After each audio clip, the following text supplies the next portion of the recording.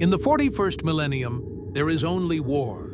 But occasionally, very occasionally, there are cosmic filing errors of such magnitude that even the Chaos Gods pause their eternal scheming to wonder what in the warp just happened. This was one of those moments. Q had been having a perfectly delightful afternoon, tormenting Jean-Luc Picard with philosophical riddles when he'd noticed something fascinating. A nexus point in an alternate timeline where a promising young human was about to make the worst decision of his life. The kind of decision that would echo across galaxies and doom trillions. Q loved a good tragedy, but this one seemed so preventable, so tediously predictable. "I'll just pop over," Q had told himself.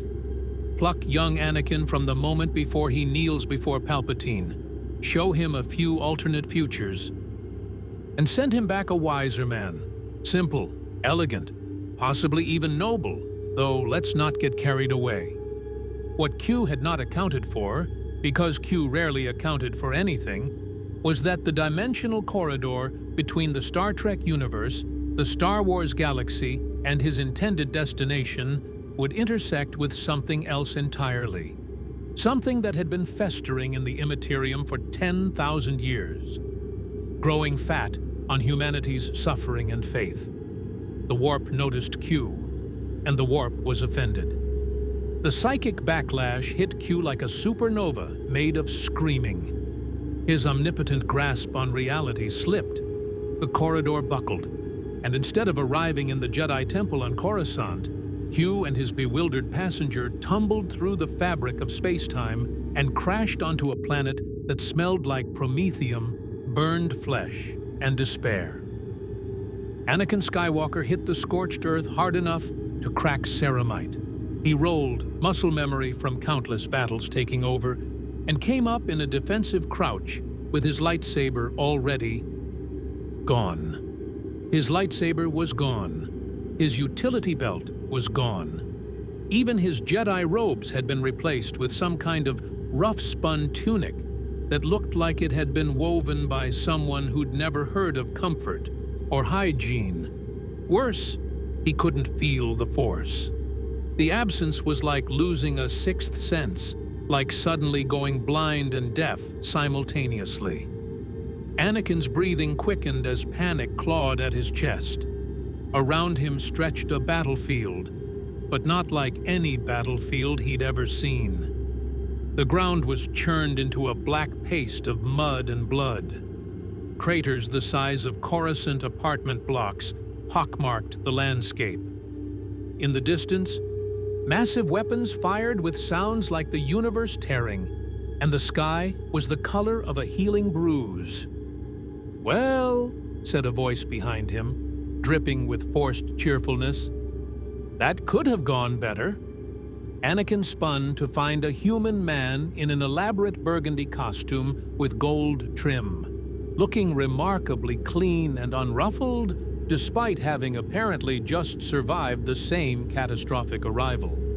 The man was examining his fingernails with theatrical concern. "Who are you?" Anakin demanded, his hand instinctively reaching for a weapon that wasn't there. "Where are we? What did you do to the Force?" "Q," the man said, finally looking up with a smile that didn't reach his eyes. "Omnipotent being, master of space and time, member of the Q Continuum, and currently experiencing the worst cosmic headache since the Big Bang.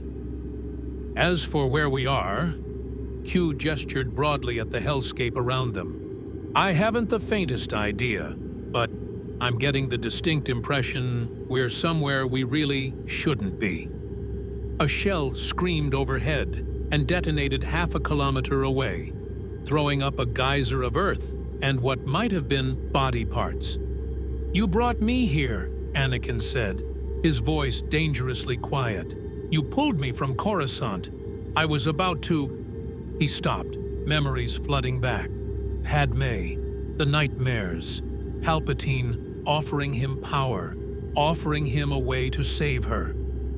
I need to get back. Now. Q snapped his fingers. Nothing happened. Q frowned and snapped again, harder, like he was trying to start a stubborn lighter. Still nothing. Ah, Q said, and for the first time, Anakin heard genuine concern in his voice. That's unexpected, and somewhat alarming. My powers seem to be experiencing technical difficulties. The Continuum is normally reachable from any point in space-time, but I'm getting nothing but static, and what feels distinctly like psychic screaming. Fix it, Anakin growled, taking a step toward Q. I'm trying, but Q's eyes suddenly went wide. He grabbed Anakin's shoulder and yanked him down just as a beam of crimson energy sizzled through the space where Anakin's head had been. Anakin rolled and came up facing their attacker. A humanoid figure in ceramite armor painted the color of dried blood, holding a weapon that looked like someone had strapped a flashlight to a rifle and powered it with concentrated hatred. The soldier's face was mostly hidden behind a rebreather mask, but his eyes held the 1,000-yard stare of someone who'd seen too much death and expected to join it soon. "Halt!" the soldier bellowed, his voice amplified and distorted by his equipment. "Identify yourselves by order of the Imperial Guard. Failure to comply will result in summary execution." "Imperial Guard?" Q muttered. "Oh no. Oh, this is bad. This is very bad." He raised his hands in a placating gesture. "Good afternoon, my heavily armed friend. We seem to be a bit lost. If you could just point us toward the nearest..." 3 more soldiers emerged from a trench Anakin hadn't noticed, all aiming identical weapons at them. Their armor was scorched and dented, their faces gaunt with exhaustion. "By the Emperor's grace," one of them breathed, staring at Q's immaculate outfit. Are you from the Administratum? Did they finally send inspectors? Is the war over?" Q and Anakin exchanged glances. "The war," Q said carefully, "is definitely not over. But perhaps you could tell us which war, specifically, we're in the middle of." The soldier who'd first spotted them lowered his lasgun slightly, confusion replacing hostility. "Which war? The war against the Xenos, the war against the heretic, the eternal war." He said it like he was reciting catechism. "This is Tertius IV. We've held this trench line for 6 months against the green skin invasion. Where, in the Emperor's name, did you come from?" Anakin felt Q's hand tighten on his shoulder, a warning. When Anakin glanced at the omnipotent being, he saw something he hadn't expected. Genuine fear. "Anakin," Q said quietly, his usual sardonic tone replaced with deadly seriousness, "I need you to trust me. Don't mention Jedi. Don't mention the Force. Don't mention anything about where we're from. These people. This place. I think we've fallen into something far worse than I imagined." "Worse than the Clone Wars?" Anakin whispered back.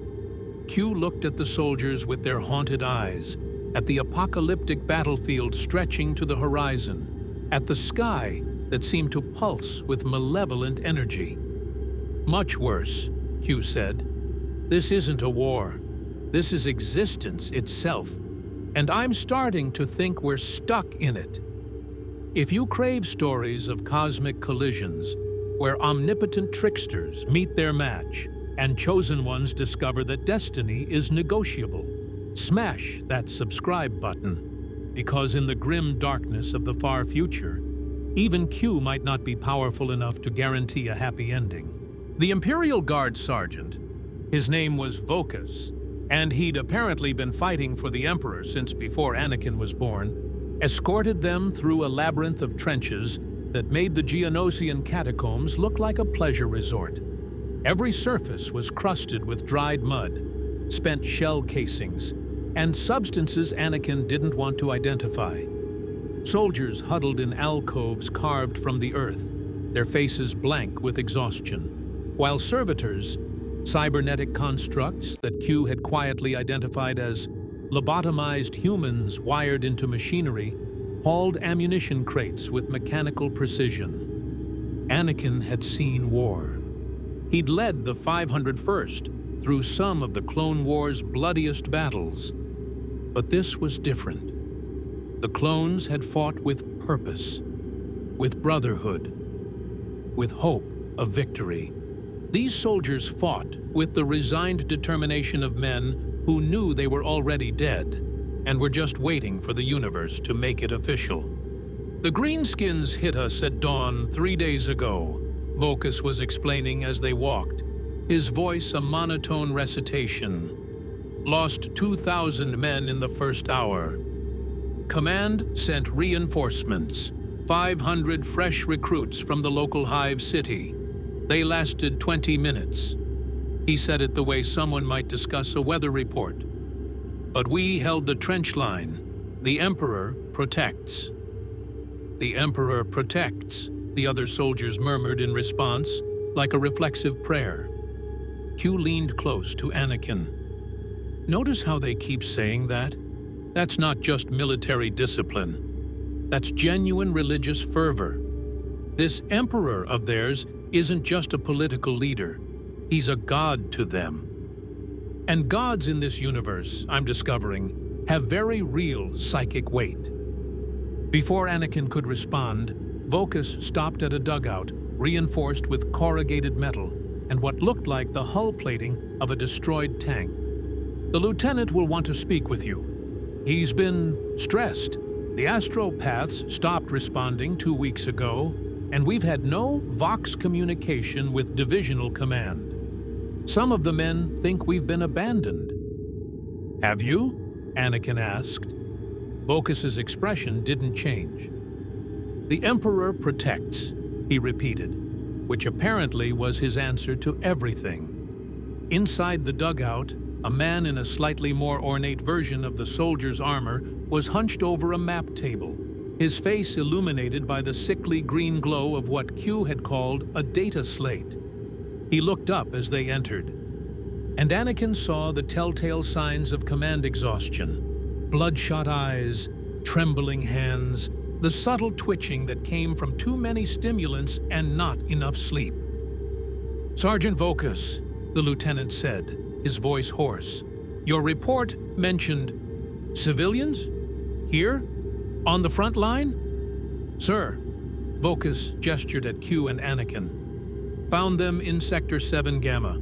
No visible transport, no identification papers. The tall one speaks High Gothic, like an educated man, and the young one..." He hesitated.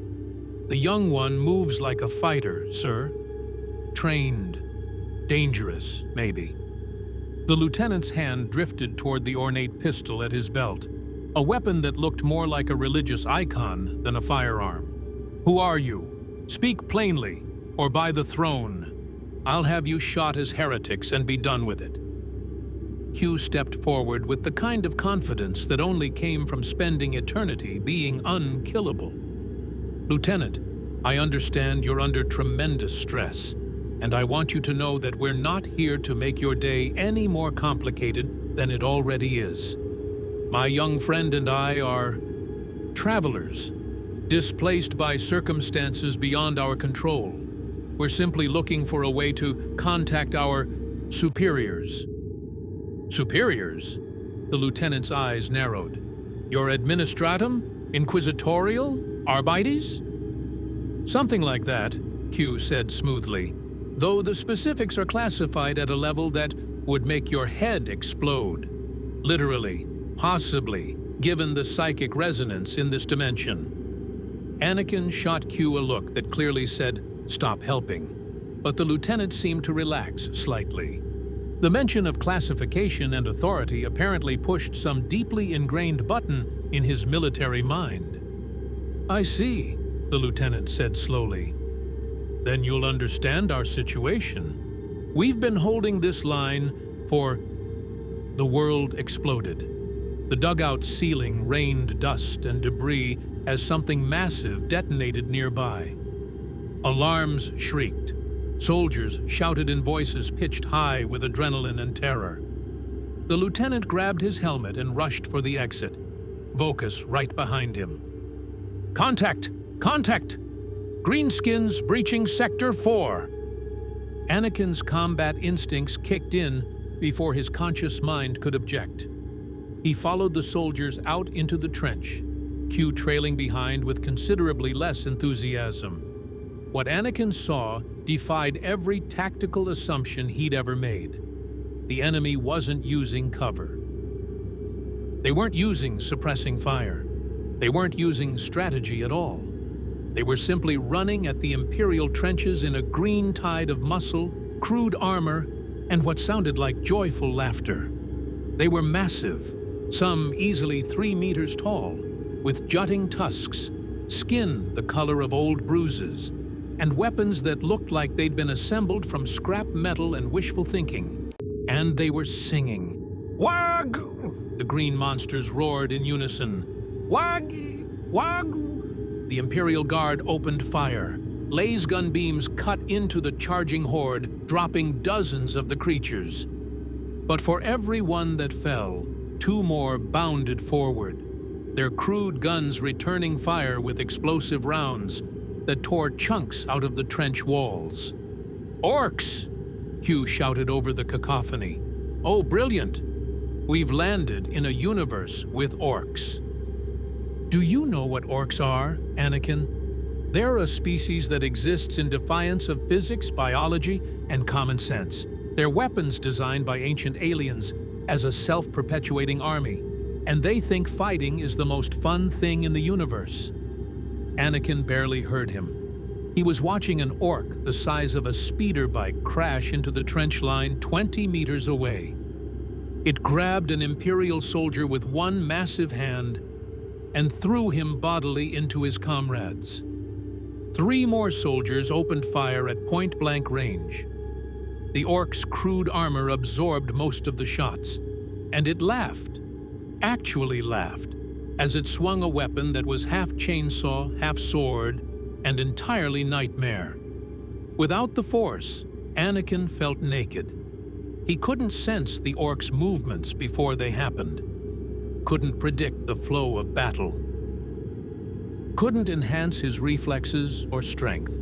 He was just a man with good instincts and better training, facing an enemy that could tear him apart like wet paper.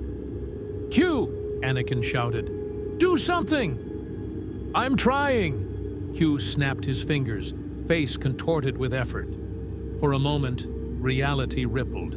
The charging orcs slowed, their movements becoming syrupy and distorted, as if time itself was thickening around them. Then Q gasped and staggered, blood trickling from his nose.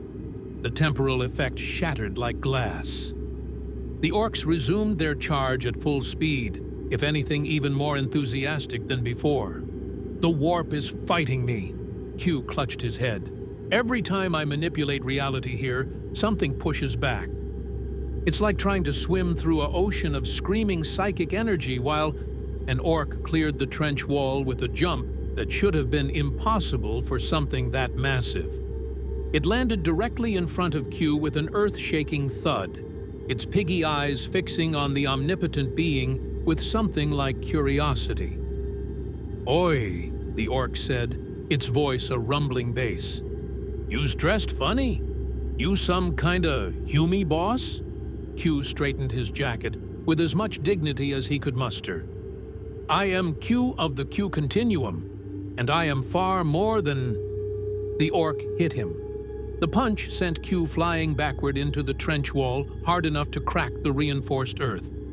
Anakin moved without thinking, scooping up a fallen laser gun and firing on full automatic into the orc's face. The beams scored its thick skull, making it roar in pain and anger. It turned toward Anakin, raising its massive cleaver. Anakin dove, rolled, came up firing. The orc laughed and charged. Then Lieutenant Vocus appeared from nowhere, driving a crackling power sword into the creature's knee joint. The orc howled and swung wildly. Vocus ducked, withdrew the blade, and thrust it into the orc's throat, with the practiced efficiency of someone who'd killed hundreds of these things. The orc gurgled, staggered, and finally collapsed in a heap that smelled like burning garbage. "Are you injured?" Vocus asked, helping Q to his feet. Q touched his face, found blood, and stared at his fingers in absolute bewilderment. "I'm bleeding. I'm actually bleeding. That hasn't happened in 3 billion years." "Then you should count yourself fortunate, sir," Vocus said without irony. "The Emperor protects. Most civilians die in their first encounter with greenskins." More explosions shook the trench line. More roars. More lass fire. Anakin realized with growing horror that this wasn't an assault. This was just another day on this world. This was normal. Q met his eyes, and Anakin saw in the omnipotent being's expression something he'd never expected to see: helplessness. "Anakin," Q said quietly as the battle raged around them, "I think we're going to need a new plan." The orc assault lasted 4 hours and 17 minutes by Anakin's count. He'd been unconsciously timing battles since his first deployment as a Padawan. When it finally ended, the Imperial Guard had lost 143 men. The orcs had lost approximately 600. Both sides seemed to consider this a perfectly acceptable exchange rate. Anakin sat on an empty ammunition crate in the dugout, watching Q pace back and forth like a caged Nexu. The omnipotent being had tried to use his powers 3 more times during the battle, with increasingly disastrous results. The first attempt had accidentally fused a laser gun to a soldier's hands. The second had turned a section of trench wall into what Q insisted was temporarily sentient custard. The third had summoned something that Anakin preferred not to think about, something with too many eyes and a smell like burning hair, before Q managed to banish it with what looked like significant effort. "This is unacceptable," Q muttered, examining his hands as if they'd personally betrayed him. "Do you understand what I am, Anakin? I've rearranged solar systems for amusement. I've traveled to the beginning and end of time. I once turned the entire crew of the Enterprise into chess pieces just to prove a point about hubris. And here, in this monumentally depressing universe, I can barely manage a simple temporal displacement without triggering psychic feedback that feels like someone's driving railroad spikes through my cerebral cortex. Can you get us home?" Anakin asked bluntly. Q stopped pacing. "Define home. Your timeline? Possibly. My universe? Eventually. But not from here. Not while whatever is interfering with the Continuum continues to interfere. It's like someone replaced the fundamental constants of the universe with screaming and faith-based reality manipulation." Lieutenant Marcos, Anakin had finally learned his name, entered the dugout carrying a data slate and looking even more exhausted than before. "Sirs, I've received new orders via emergency Vox channel. You're to report to Bastion Command immediately." "Bastion Command?" Q perked up. "That sounds delightfully official. Will there be someone in charge? Someone with authority and possibly the ability to explain what fresh hell we've fallen into?" Marcos's expression suggested he found Q's optimism both foreign and suspicious. "The Commissar wants to speak with you. Both of you." The way he said "Commissar" made Anakin's hand twitch toward a weapon he still didn't have. It had the same tone clone troopers used when discussing Krell, a mixture of fear, respect, and barely suppressed resentment. "And a commissar is," Anakin prompted. "Political officer," Q supplied, his voice suddenly careful. "Military overseer. They maintain morale, discipline, and ideological purity. Often through summary execution of anyone deemed cowardly, heretical, or insufficiently enthusiastic about dying for the Emperor." Marcos didn't contradict him. Bastion Command turned out to be a repurposed manufactorum 3 kilometers behind the front lines, its rockcrete walls scarred by artillery and its interior lit by flickering lumen strips that cast everything in sickly yellow light. Servitors shambled through corridors carrying reports and supplies, their augmetic enhancements so extensive that Anakin couldn't tell where flesh ended and machine began. One of them had no legs, just a wheeled platform, and its face had been replaced entirely with a vox speaker that recited supply manifests in a flat monotone. "That was a person," Anakin said to Q, unable to keep the horror from his voice. "That used to be a human being, and will continue to be one, technically, until its biological components fail," Q replied grimly. "This universe has a rather utilitarian approach to the sanctity of human life, or any life, really. It's refreshingly democratic in its contempt for existence." They were led into a command chamber where dozens of officers hunched over tactical displays, moving unit markers with the casual detachment of people playing a particularly depressing board game. At the room's center stood a woman in a black greatcoat, adorned with gold braid, and a peaked cap that shadowed her face. She held what Q had identified as a bolt pistol, a weapon that fired self-propelled explosive ammunition designed to detonate inside the target. She turned as they approached, and Anakin saw eyes that held the cold calculation of someone who'd killed for political expediency, so often it had become administrative routine. "Commissar Severina," she introduced herself, her voice carrying the crisp diction of someone who'd been educated far from the mud and blood of the front lines. "Lieutenant Marcos reports you appeared without transport, identification, or explanation in an active combat zone. The penalty for desertion is death. The penalty for espionage is death. The penalty for heresy is also death, though usually with more screaming involved. So I'm very interested in hearing why I shouldn't simply execute you both and file the paperwork." Q smiled his most charming smile. "Because we're not deserters, spies, or heretics. We're dimensional refugees fleeing from a cosmic catastrophe that would frankly give your Emperor a headache. And because," he gestured vaguely, "killing us would be tremendously unproductive." Severina's hand drifted to her bolt pistol. "Try again." Anakin stepped forward before Q could dig them deeper. "We're lost. We don't know how we got here, and we don't know your world or your war. But we're not your enemies. I'm a soldier. I've led men in combat. If you need fighters, we can help." "Can you?" Severina circled them slowly, predatory. "The young one has the bearing of a warrior. I'll grant that. But you..." She fixed Q with a stare that could have etched glass.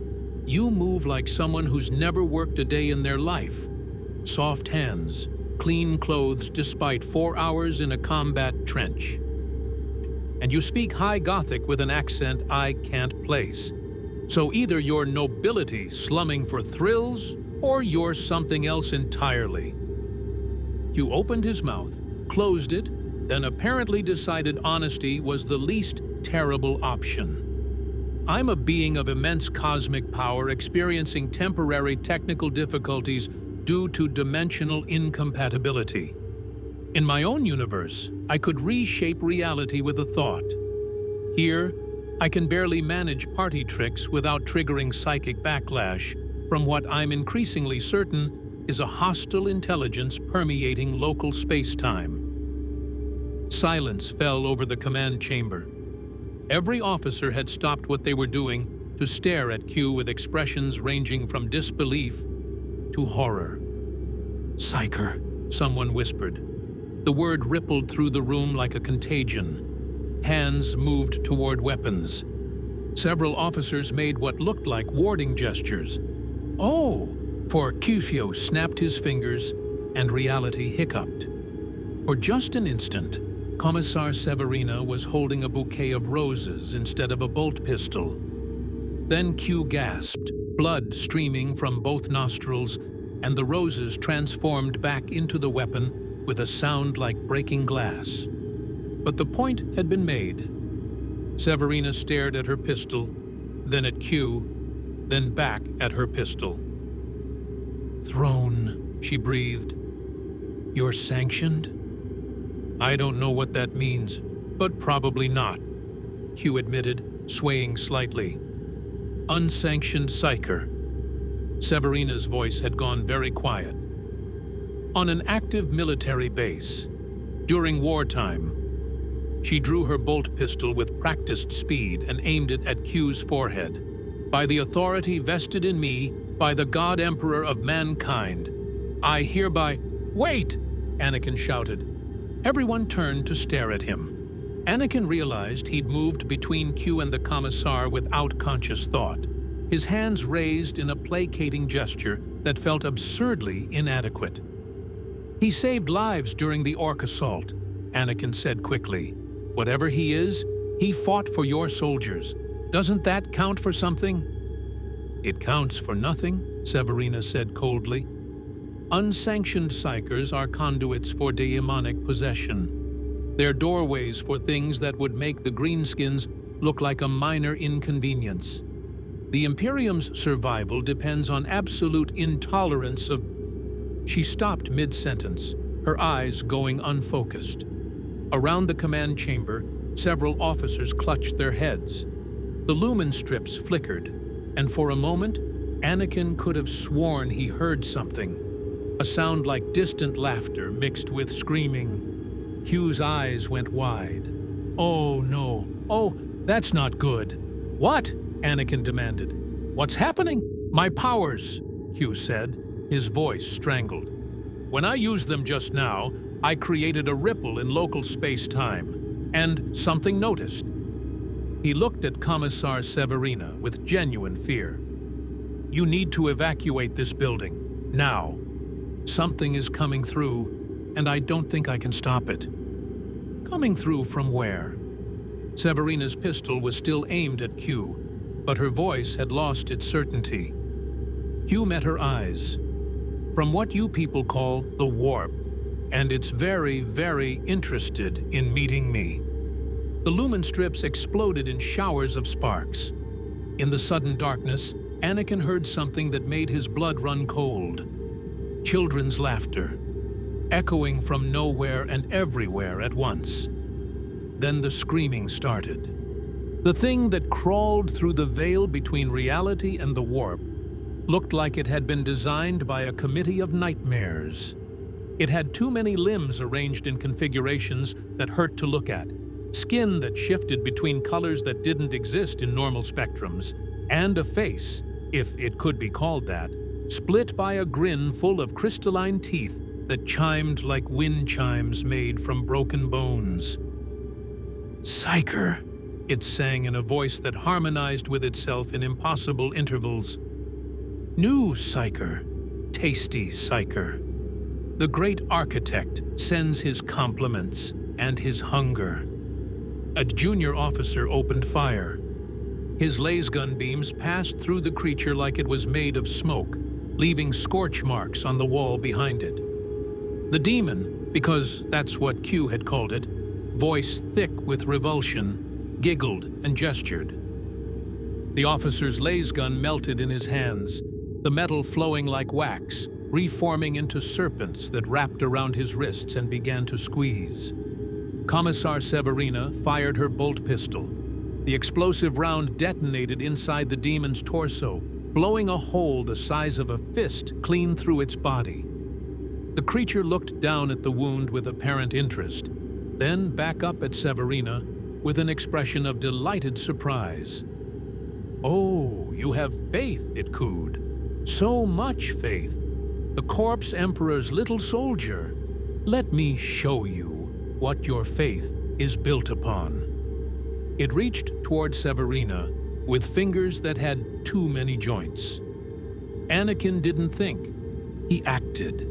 He grabbed a fallen officer's combat knife and threw it with all the precision his Jedi training had drilled into him. The blade tumbled through the air and buried itself in the demon's extended wrist.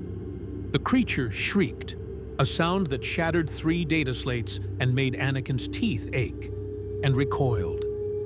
"Interesting," it hissed, focusing its kaleidoscope eyes on Anakin. "This one is empty, hollow where power should be, but the echo, oh, the echo of what he was. You've been touched by something, little empty one. Something that doesn't exist here.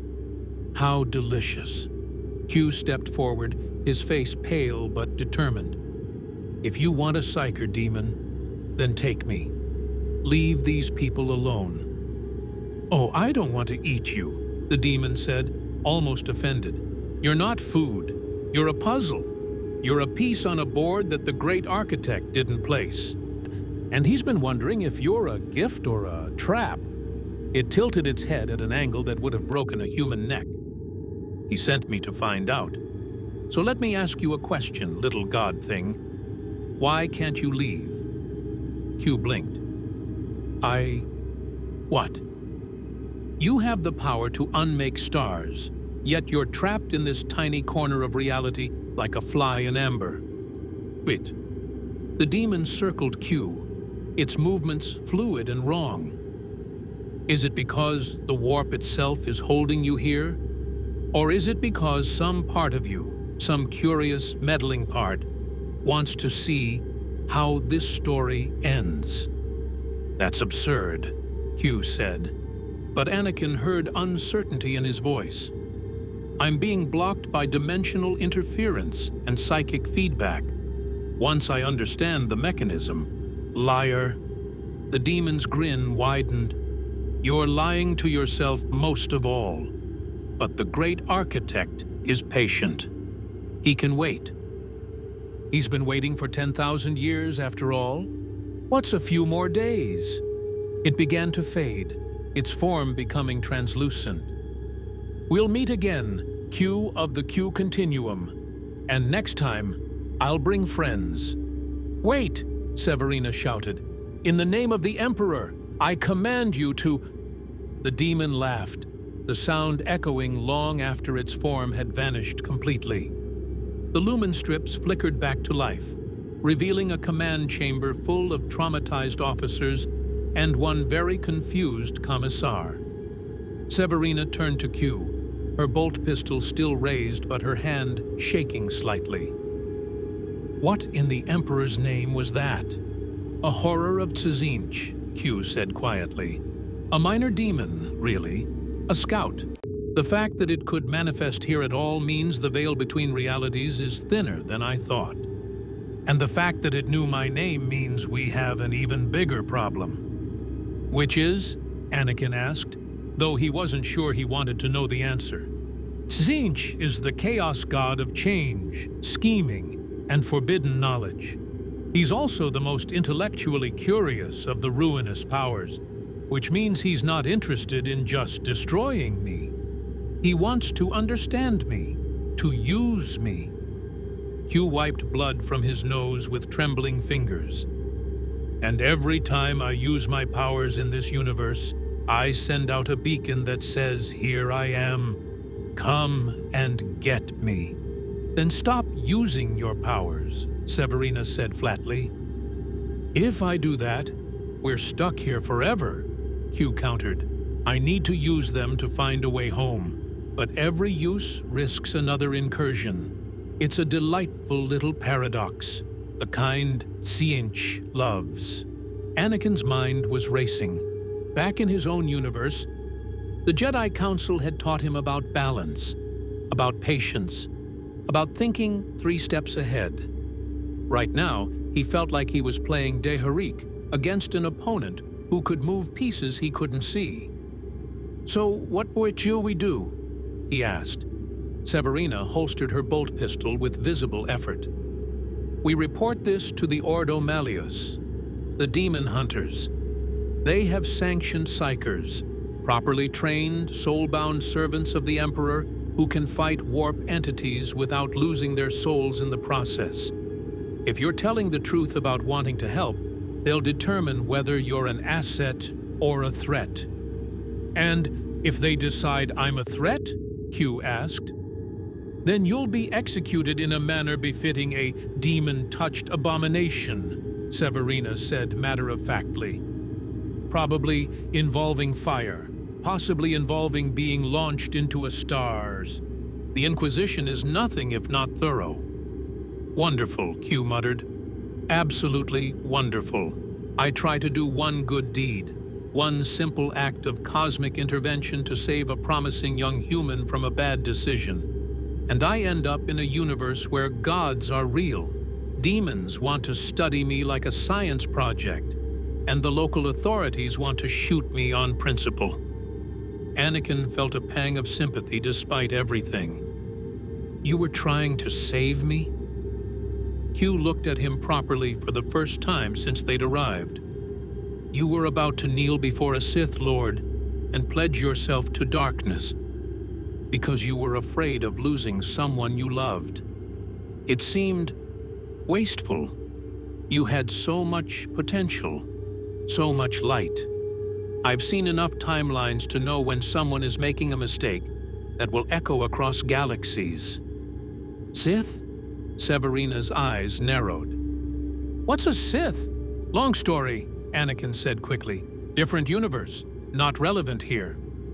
But it was relevant, wasn't it? Because whatever Palpatine had been offering, power to save Padmé, strength to prevent the future Anakin had seen in his nightmares, it was still out there in a universe they might never get back to. Every moment Anakin spent in this hellscape was a moment closer to Padmé's death, if she wasn't already dead. The thought hit him like a physical blow. Time moved differently in hyperspace, in the Force, in the spaces between stars. How long had they been here? Hours? Days? For all Anakin knew, weeks might have passed in his own timeline. Padmé could be dying right now, and he was stuck in a universe of endless war and nightmare gods, unable to help her. I need to get back, Anakin said, his voice low and urgent. Q, I don't care about demons or gods or any of this.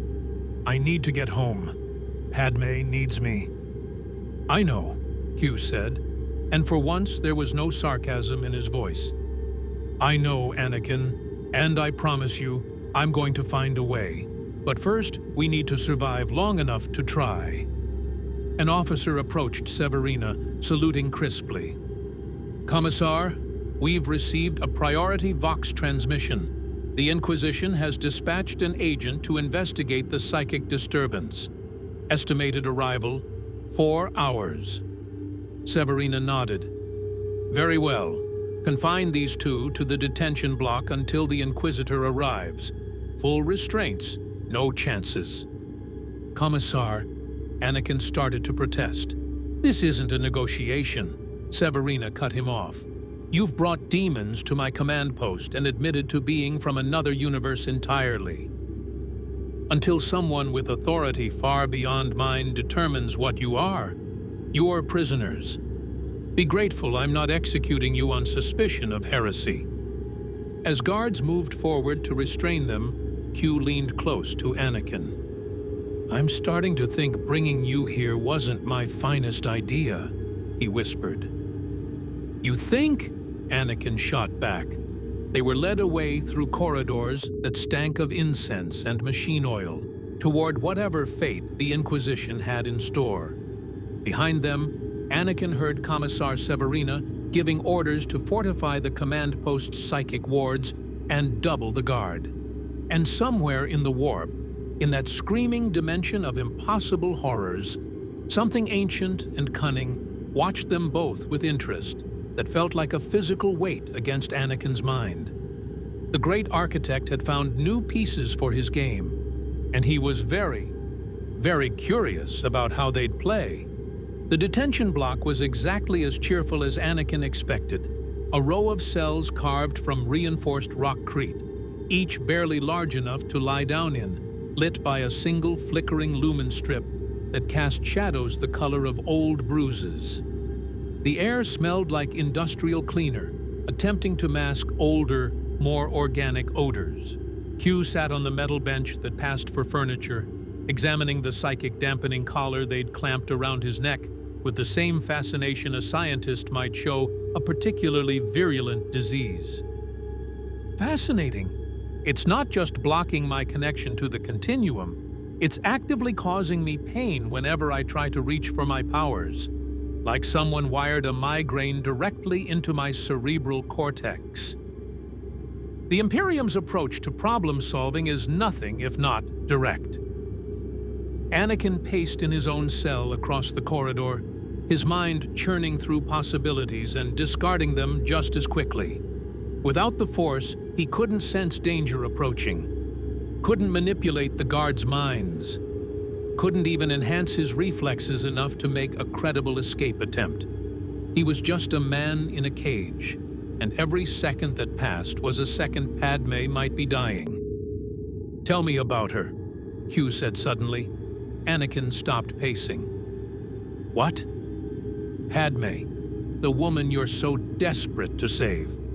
Tell me about her." Q's voice had lost its usual sardonic edge. "We're stuck here for the next few hours regardless. Might as well pass the time with something other than contemplating our impending interrogation by religious zealots with torture implements." Anakin considered refusing, but what was the point? She's everything. Senator, Queen before that. She believes in democracy, in peace, in solving problems through dialogue instead of violence. She's stronger than any Jedi I've ever met, and she doesn't need the Force to prove it. You love her? More than anything. And she's pregnant. Anakin's head snapped up. How did you... I'm omnipotent, Anakin. Or I was, before this universe decided to give me cosmic performance anxiety. Q leaned forward, his expression uncharacteristically serious. I saw your timeline before I pulled you out. I saw the choice you were about to make. Palpatine promised you he could teach you to save her from death. And you were going to take that deal, weren't you? Damn the consequences, damn the Jedi Order, damn everything except keeping her alive. Anakin's silence was answer enough. Here's the thing about deals with devils, Q continued. They always cost more than you think. Palpatine wasn't going to teach you to save Padmé. He was going to use your fear to enslave you, to turn you into a weapon. And in the end, your actions would have been what killed her. You don't know that, Anakin said, but his voice lacked conviction. Don't I? Q stood, moving to the energy barrier that separated their cells. I've lived for billions of years, Anakin. I've seen civilizations rise and fall. I've watched countless beings make the same mistake you were about to make, trading everything they are for a chance to keep what they have. It never ends well. Then why did you interfere? Anakin demanded. If you're so wise, if you've seen it all before, why pull me out at all? Why not just let me make my mistake and learn from it? Q was quiet for a long moment. Because sometimes I get tired of watching tragedy unfold when I could do something to stop it. Because the Q Continuum considers me a meddler and a fool, and I like to prove them right. Because, he paused, because I saw in you the same thing I see in Jean-Luc Picard. Potential for greatness if someone would just give you the chance to step back and think, instead of react. Before Anakin could respond, alarms blared throughout the detention block. The lumen strips dimmed to emergency red. Somewhere above them, he heard the unmistakable sound of explosions and weapons fire. A guard rushed past their cells, shouting into a voxcaster, "Breach in Sector 9! They came through the floor! Emperor preserve us! They're everywhere!" "They?" Q called out. "Who's they?" The guard didn't answer, too busy running toward the sounds of combat. Q turned to Anakin, his expression grim. Well, this can't be good. The detention block's heavy blast door exploded inward with a sound like thunder.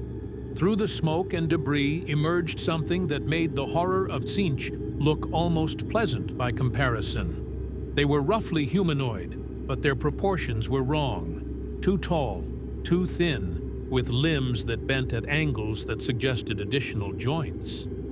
Their skin was pale as corpse flesh and etched with glowing green circuitry that pulsed with eldritch light. They moved with mechanical precision, their faces expressionless behind rebreathers that hissed with each breath. In their hands, they carried weapons that looked like someone had crossed a rifle with an alien autopsy. "Necrons," Q breathed. "Oh, this day just keeps getting better."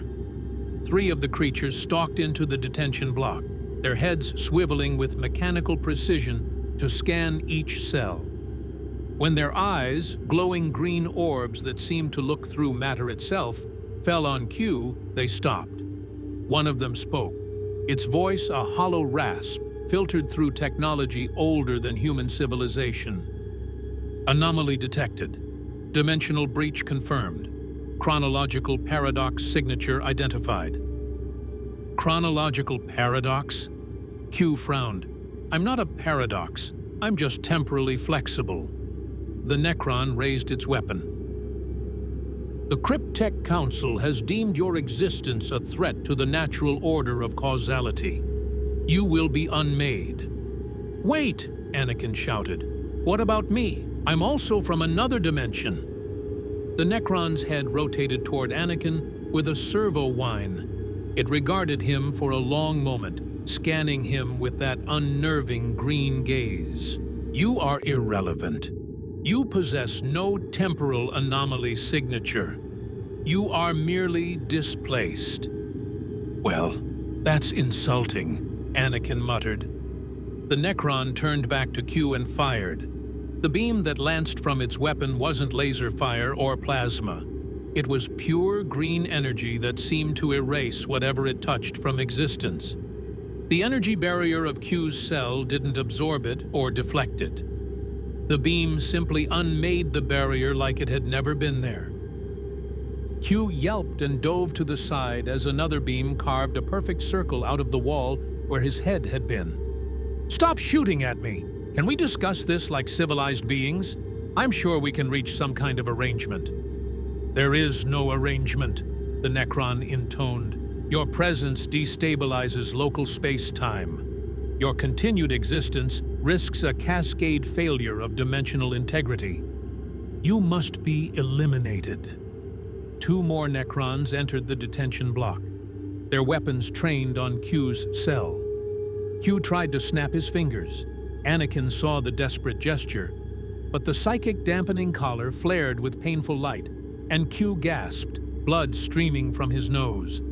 One of the Necrons noticed Anakin watching and made what might have been a gesture of dismissal. "Stand back, organic. This does not concern you." And that, Anakin realized later, was their mistake, because they'd told him he didn't matter, that he was irrelevant.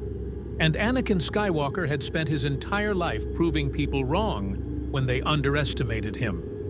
The Necrons had left Anakin's cell barrier active, focused entirely on Q, but they'd also blown the blast door clean off its hinges, and one of the dead guards near the entrance still had his keyring attached to his belt.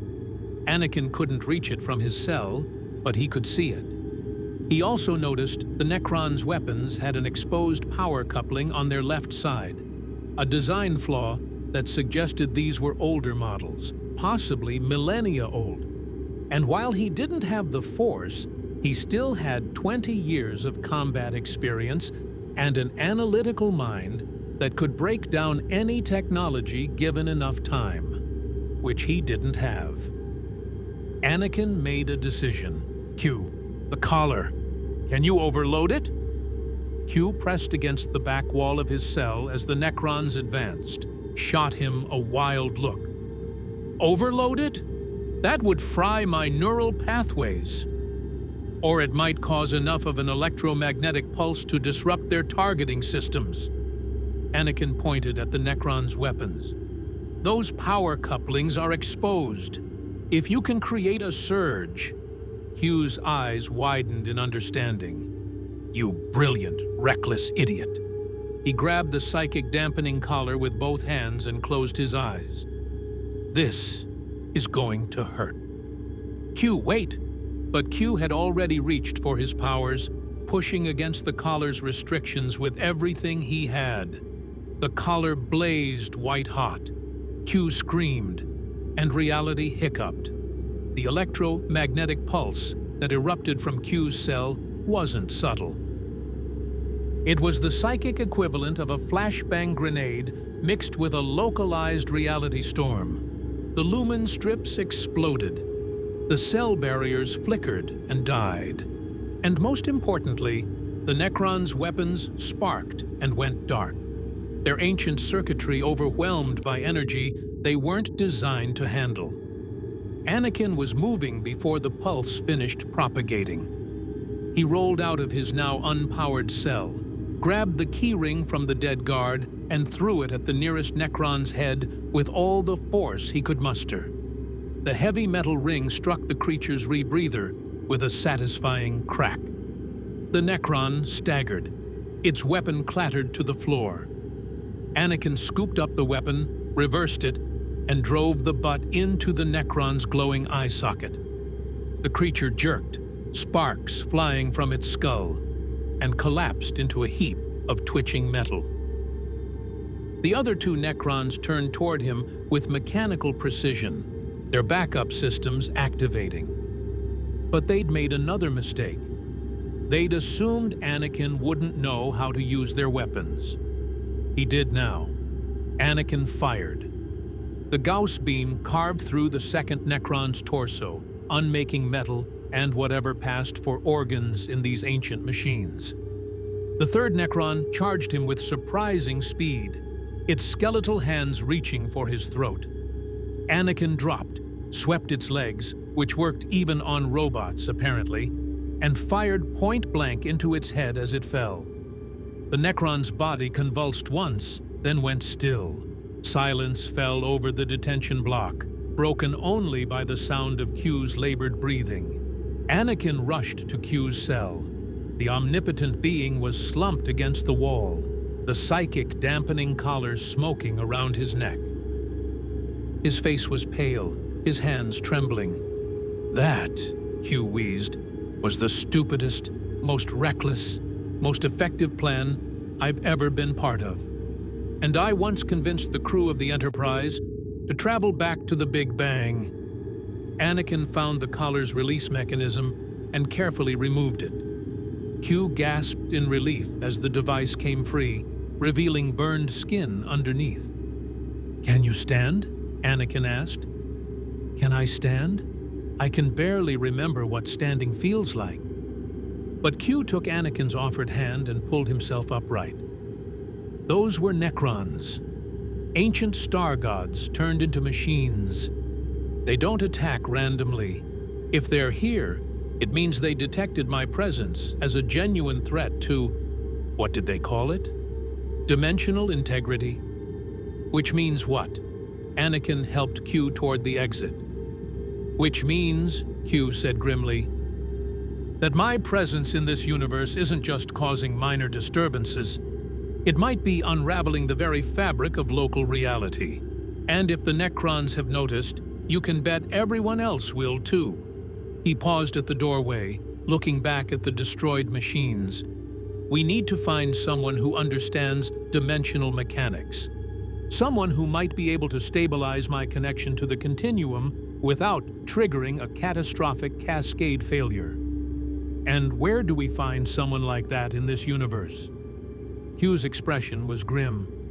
We pray the Inquisitor they're sending has more than just a bolt pistol and religious fervor. Because if the Necrons think I'm a threat worth killing, we're in far deeper trouble than I thought. Above them, the sounds of battle had intensified. Whatever was happening in Bastion Command, It was getting worse.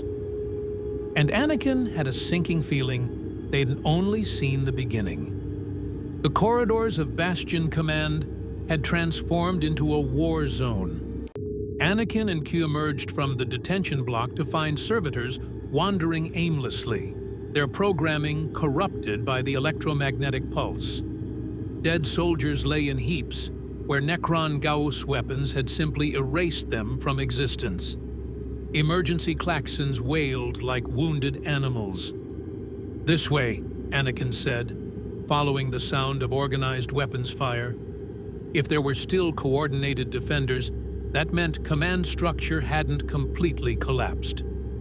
They found Commissar Severina in what remained of the command chamber, directing a desperate defense alongside a dozen Imperial Guards and what looked like a priest in power armor. The priest wielded a massive warhammer crackling with energy, and he was using it to pulverize Necron warriors with the kind of enthusiasm that suggested religious fervor mixed with deep-seated anger issues. "Hold the line. The Emperor protects," the priest bellowed, reducing another Necron to sparking fragments. "These soulless abominations dare defile his holy." He stopped mid-swing as he spotted Q and Anakin. "Commissar, the prisoners have escaped." Severina spun, her bolt pistol already tracking toward them. Then she saw the Necron weapon in Anakin's hands and the smoking collar burns on Q's neck, and her expression shifted from hostility to calculation. "You fought the Necrons," she said. "We survived the Necrons," Anakin corrected. "They were specifically hunting him." He gestured at Q.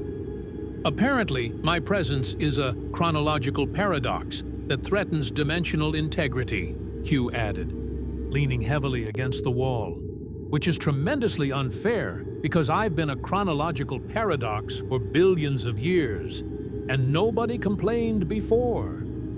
The priest pointed his warhammer at like it was a staff of judgment. "Heresy! The Xenos speak of temporal corruption. You are demon-touched." "I'm really not," Q said tiredly. "I'm just cosmically inconvenient." Before the priest could respond, the wall exploded inward. Through the breach came a Necron, unlike the warriors they'd fought before. This one was larger, more ornate, its body adorned with hieroglyphs that glowed with malevolent green light. It carried a staff topped with a crystalline sphere that pulsed with energy that made Anakin's teeth ache. "Cryptek," Severina breathed. "Everyone fall back." The Cryptek raised its staff. The air around it shimmered and twisted. And suddenly, there were 5 of it, perfect copies spreading out in a semicircle. All 5 spoke in unison, their voices overlapping in a chorus of mechanical malevolence. "The anomaly will be contained. The timeline will be corrected. The great work will not be interrupted by temporal refugees." Q straightened, despite his obvious exhaustion. "Let me guess. You've been monitoring the flow of causality for millions of years, and suddenly I show up and make everything complicated. Well, I have news for you, my skeletal friend. I've made entire civilizations complicated. It's what I do. Your defiance is irrelevant." The 5 Crypteks raised their staves in perfect synchronization. "You will be unmade." The energy that burst from the staves wasn't a beam. It was a wave of probability manipulation that turned the very air into a minefield of temporal anomalies. Anakin watched in horror as one Imperial Guard aged 70 years in 3 seconds, collapsing into dust. Another guard simply ceased to exist, erased from the timeline entirely. A third found himself trapped in a temporal loop, firing his laser gun over and over at an enemy that was no longer there. Q snapped his fingers. Reality bent. The temporal wave split around him, and Anakin like water around a rock, though Q gasped with effort and more blood streamed from his nose. "I can't hold this," Q shouted. "The warp is pushing back every time I manipulate local space-time." The priest charged forward with a roar of, "For the Emperor!" His warhammer connected with the nearest cryptech copy, and the illusion shattered like glass.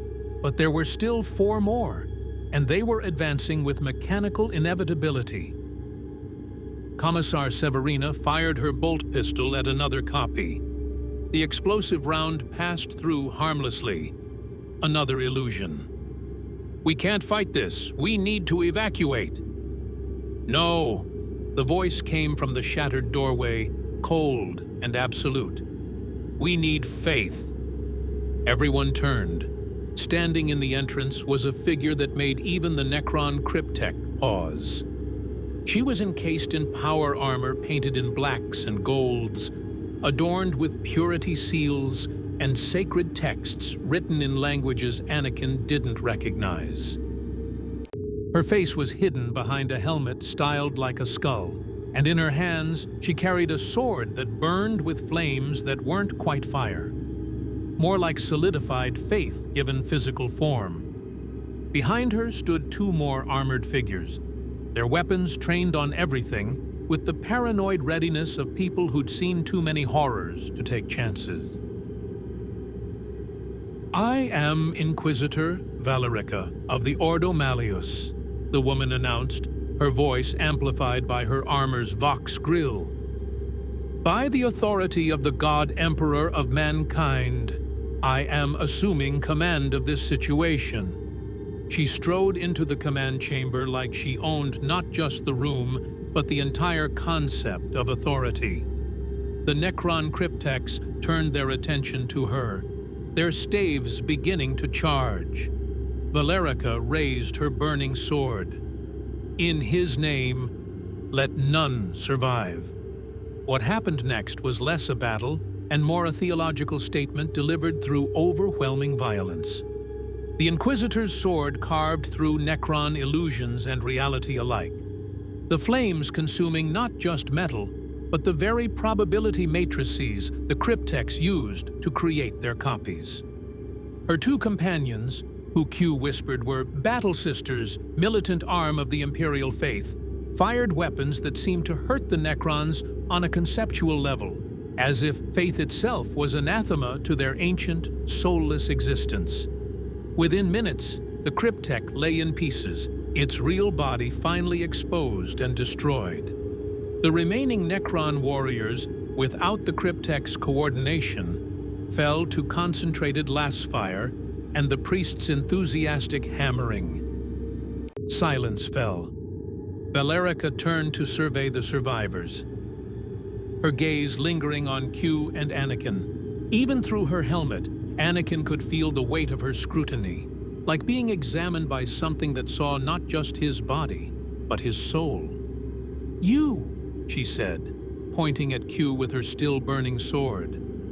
"You're the dimensional anomaly, the reason the warp is screaming, the reason demons are clustering at the veil like sharks smelling blood." "Guilty," Q admitted, "though I'd like to point out that I didn't ask to be here and I'm actively trying to leave."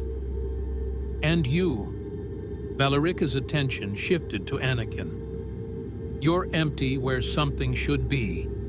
You have the shape of a weapon without its edge. What are you?" Anakin met her gaze steadily. "A soldier who wants to go home." Valerica was quiet for a long moment. Then she sheathed her sword. The flames extinguished instantly and removed her helmet. The face beneath was younger than Anakin expected, scarred across one cheek, with eyes that had seen things that would break lesser minds. "Commissar Severina's report mentioned you fought demons and Necrons both," Valerica said. "That you've demonstrated combat capability despite being, and I quote, civilians of unknown origin with impossible stories and no documentation." "We're very good at improvising," Q said. I can see that. Valerica gestured to her battle sisters. Stand down. They're not the immediate threat. She turned back to Q and Anakin. But you are a threat. Make no mistake. The question is whether you're a threat that can be pointed at the Emperor's enemies or one that needs to be eliminated. And I'm going to need more than clever words to make that determination. What do you want to know? Anakin asked. Everything. But first, Valerica pulled out a device that looked like a cross between a scanner and a prayer book. I need to see exactly what you are. This is a psychic resonance detector. It will hurt, but it won't damage you permanently. Probably. Q eyed the device with suspicion. Define probably. It means if you're demon-touched, your head will explode, Valerica said pleasantly. If you're clean, you'll just wish your head would explode. Wonderful, Q muttered. Just wonderful. Valerica activated the device. The air around Q shimmered, and Anakin saw Q's face go pale as the scanner did, whatever it did. After a moment that felt like an eternity, the device chimed. Valerica studied the readout, her expression unreadable. Interesting. You're reading as a peaker of unprecedented magnitude, but there's no taint of chaos. No demonic corruption. No sign of possession or pacts. She looked up at Q with something that might have been respect. You're genuinely what you claim to be, something from outside our reality entirely. Does that mean you're not going to shoot me? Q asked hopefully. It means I'm not going to shoot you yet, Valerica corrected. But the Necrons were right about one thing. Your presence is destabilizing local space-time. Every time you use your powers, you create ripples that attract attention from things that should remain unattracted. The warp, the Necrons, possibly worse. You're a walking crisis. I've been called worse, Q said. Valerica turned to Anakin and ran the scanner over him. The readout made her frown. You're nothing. Completely psychically inert. But there's a resonance. Like an echo of something that was there and isn't anymore. What happened to you? I lost my connection to the Force when Q dragged me here, Anakin explained. The Force it's the energy field that binds my galaxy together. I could manipulate it, use it to enhance my abilities. But here, it doesn't exist. A galaxy where psychic power comes from an external source rather than the warp, Valerica mused. Fascinating, and potentially heretical, but I'll make a note to investigate that later. She holstered her scanner. Here's my judgment. You're both assets until proven otherwise. The anomaly, Q, clearly has power that could be useful against the Imperium's enemies. And you, Skywalker, have combat skills we can use. But you'll be under constant supervision, and at the first sign of corruption, I will personally ensure your deaths are swift and thorough. How reassuring, Q said dryly. It should be. The alternative is exterminatus, orbital bombardment that turns entire planets into molten slag. I'm offering you a chance to prove yourselves useful instead of just dead. Valerica's expression hardened. But understand this. I serve the Emperor above all else. If helping you conflicts with that service, I will kill you without hesitation. Are we clear? Anakin thought of Padmé, of the Republic, of everything he'd left behind. Crystal clear. So how do we prove ourselves? Valerica smiled, and it wasn't a pleasant expression. By helping me hunt down whoever summoned those Necrons in the first place. Because ancient machines don't just randomly attack Imperial command posts. Someone called them here. Someone who knew about you, Q. Someone who wants you dead badly enough to violate treaties that have stood for centuries. Any ideas who? Q asked. Several. None of them good. Bellarica turned toward the exit. "Come, we have work to do, and the Emperor's enemies won't wait for us to be ready." As they followed the Inquisitor through the ruined corridors, Anakin caught Q's eye. The omnipotent being looked exhausted, scared, and, for the first time since they'd met, genuinely uncertain. "Still think this was a good idea?" Anakin asked quietly. Q was silent for a long moment. "Ask me again, when we're not being hunted by ancient death robots and theological zealots with trust issues." So, no, definitively no. Inquisitor Bellarica's personal transport turned out to be a Chimera armored personnel carrier that had been heavily modified with prayer scrolls, psychic wards, and what looked like a flamethrower welded to the roof for emergencies. Inside, the crew compartment smelled like incense, gun oil, and the metallic tang of old blood that no amount of cleaning could fully remove. "Comfortable?" Bellarica asked as the Chimera rumbled away from the ruined command post. She'd removed her gauntlets and was cleaning her Force sword with a cloth that had sacred texts embroidered along the edges. "I've been more comfortable," Q admitted from where he sat wedged between Anakin and one of the battle sisters, a woman who'd introduced herself as Sister Carmilla and who hadn't stopped glaring at him since they'd boarded. "Though I appreciate not being shot at for the last 20 minutes, it's a refreshing change of pace." "Don't get used to it," Carmilla muttered. "Psychers are abominations, even sanctioned ones. An unsanctioned psyker from another dimension entirely? You should be burned." "Sister Carmilla served on Armageddon during the Second War," Bellarica said calmly.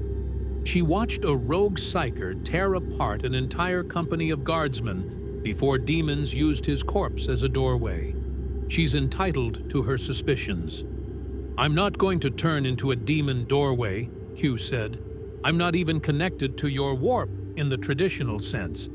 I'm pulling power from the Q Continuum, which exists outside normal space-time entirely. Except every time you pull that power through local reality, you create distortions," Bellarica countered, "which the warp notices, which chaos notices, which turns you into a beacon for every horror in the Imperium, whether you intend it or not." She sheathed her sword with a decisive click. "That's why we're going to the Forge World Metallica's orbital outpost. If anyone can create a device to stabilize your dimensional connection, it's the tech priests." Anakin perked up. "You have people who understand dimensional mechanics?" "We have people who worship technology as the physical manifestation of the machine god's will," Bellarica corrected. "They don't understand it in any conventional sense. They pray to it, perform ritual maintenance, and occasionally stumble onto genuine innovation while chanting in binary. But they have archives dating back to before the Age of Strife.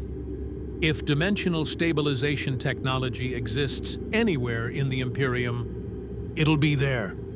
The Chimera hit a bump, and Anakin grabbed a handhold to steady himself. Through the armored viewing slit, he could see they were climbing a winding road toward what looked like a massive fortress built into a mountainside. Launch pads dotted the landscape, and sleek shuttles that somehow managed to look brutish and utilitarian were launching toward orbit with regularity. "How long until we reach the outpost?" Anakin asked. 6 hours by shuttle, assuming the warp routes are stable." Bellarica pulled out a data slate and began scrolling through reports. "Which gives us time to discuss the real problem." "Which is?" Q asked warily. "The fact that someone knew you were coming." Bellarica fixed him with a stare that could have etched glass. "Those Necrons didn't attack randomly.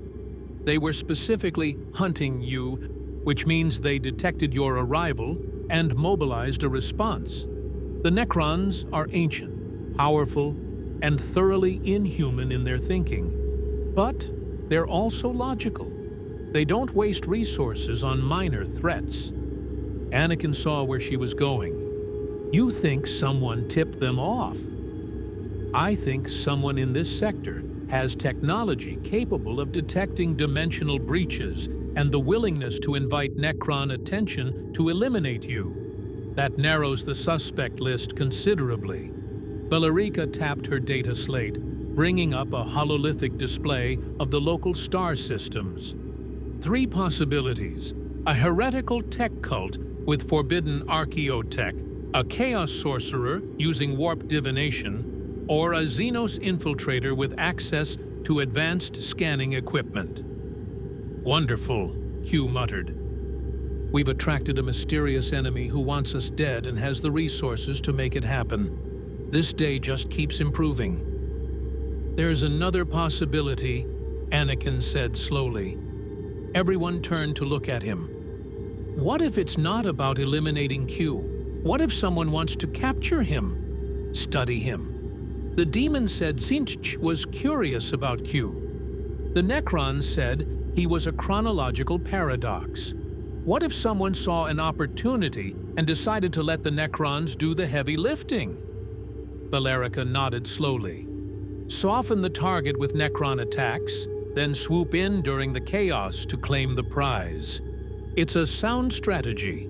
Ruthless, but sound. She leaned forward. Which means we need to assume we're being watched. Every move we make is potentially compromised. Sister Carmilla checked her bolter's magazine with practiced efficiency. Then we kill anyone who follows us. I like her attitude, Q said. Terrifying, but admirably straightforward. The Chimera pulled into the fortress's vehicle bay, and they transferred to a shuttle that looked like it had been designed by someone who'd never heard of aerodynamics and didn't care. The interior was all sharp angles and exposed mechanisms, with seats that felt like they'd been carved from stone for penitential purposes. As the shuttle lifted off, accompanied by what sounded like prayers in binary from the pilot, Anakin found himself next to Bellarica near one of the viewports. Below, Tertius IV spread out in all its war-torn glory. Vast stretches of scorched earth, cities that were more ruins than habitation, and in the distance, the telltale mushroom clouds of atomic weapons being deployed against entrenched orc positions. This is normal for you? Anakin asked quietly. Eternal war? Planets burning? Billions dying? Bellarica followed his gaze. This is the Imperium of Man, Skywalker. We hold 1,000,000 worlds against enemies that outnumber us, outgun us, and in many cases, want to literally eat our souls.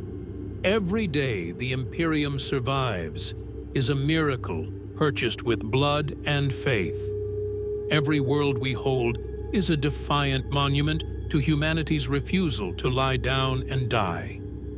She glanced at him. In your galaxy, what do you fight for? Peace, Anakin said. The Republic.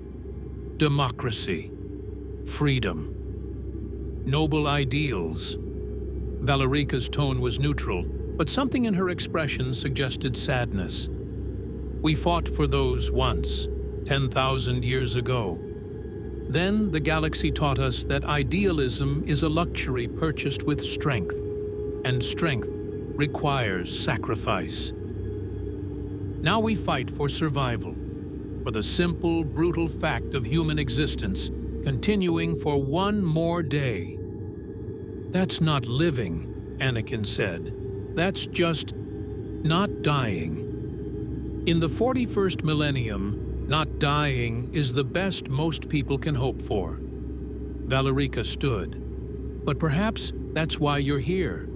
Perhaps the Emperor, in his wisdom, sent you to remind us what we're supposed to be fighting for. Or perhaps, her expression hardened, you're here to learn what happens when idealism meets the meat grinder of reality.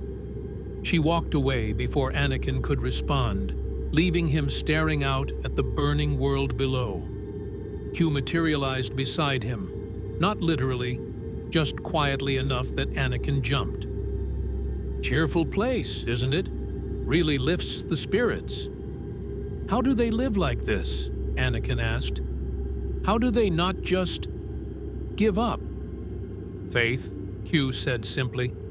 They genuinely believe their emperor is a god who protects them, that their suffering has meaning, that every death brings humanity one step closer to some distant, theoretical salvation. He paused. I've seen a lot of civilizations across a lot of timelines, Anakin. The Imperium is brutal, backwards, and bigoted beyond measure.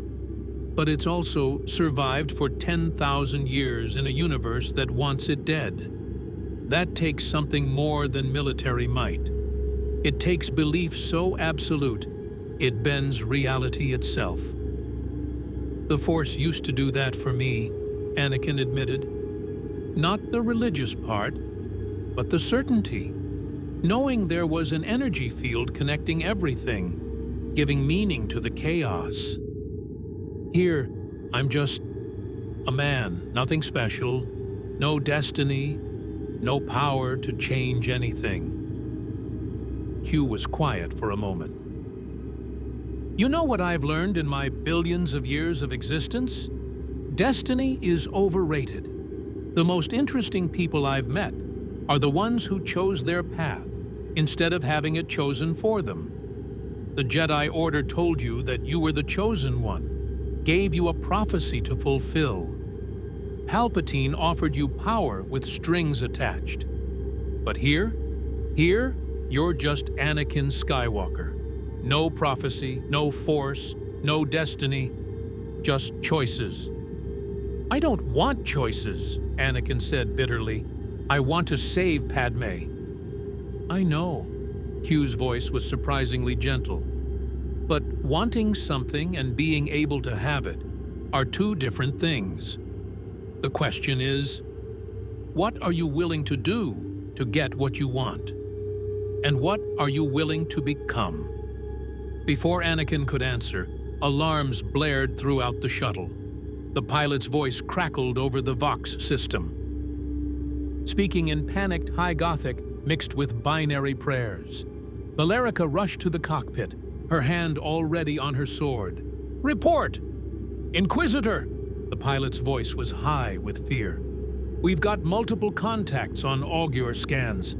Something's following us. Something big. Through the viewport, Anakin saw them. 3 dark shapes silhouetted against the planet's bruised sky, moving with impossible speed and grace. They looked like spacecraft, but organic, all curves and chitinous armor, with weapon emplacements that looked like they'd grown rather than been built. Tyranid bioships, Valerica breathed. How? There haven't been any Hive fleet incursions in this sector for decades. Q pressed his face against the viewport, his expression grim. I don't think those are here for the planet. I think they're here for us. One of the bioships opened fire. The projectile it launched wasn't a missile or energy beam. It was a living organism, a massive spore that exploded near the shuttle and released a cloud of smaller organisms that splattered against the hull like acid rain. The shuttle shuddered. Warning lights flashed across every console. And somewhere in the cargo bay, Sister Carmilla was shouting prayers while loading her bolter with what she called blessed anti-Xenos ammunition. Can we outrun them? Anakin asked. No, the pilot said flatly. They're faster, more maneuverable, and they don't care about atmospheric stress. We'd tear apart before they got tired. Valerica's jaw set. Then, we fight. Skywalker, you said you were a soldier. Prove it. Get to the dorsal gun turret and start shooting. Sister Carmilla. Ventral turret. Q? I know, Q interrupted. Stay out of the way and try not to accidentally summon more demons. Actually, Valerica said, her eyes glinting dangerously, I was going to say use your powers.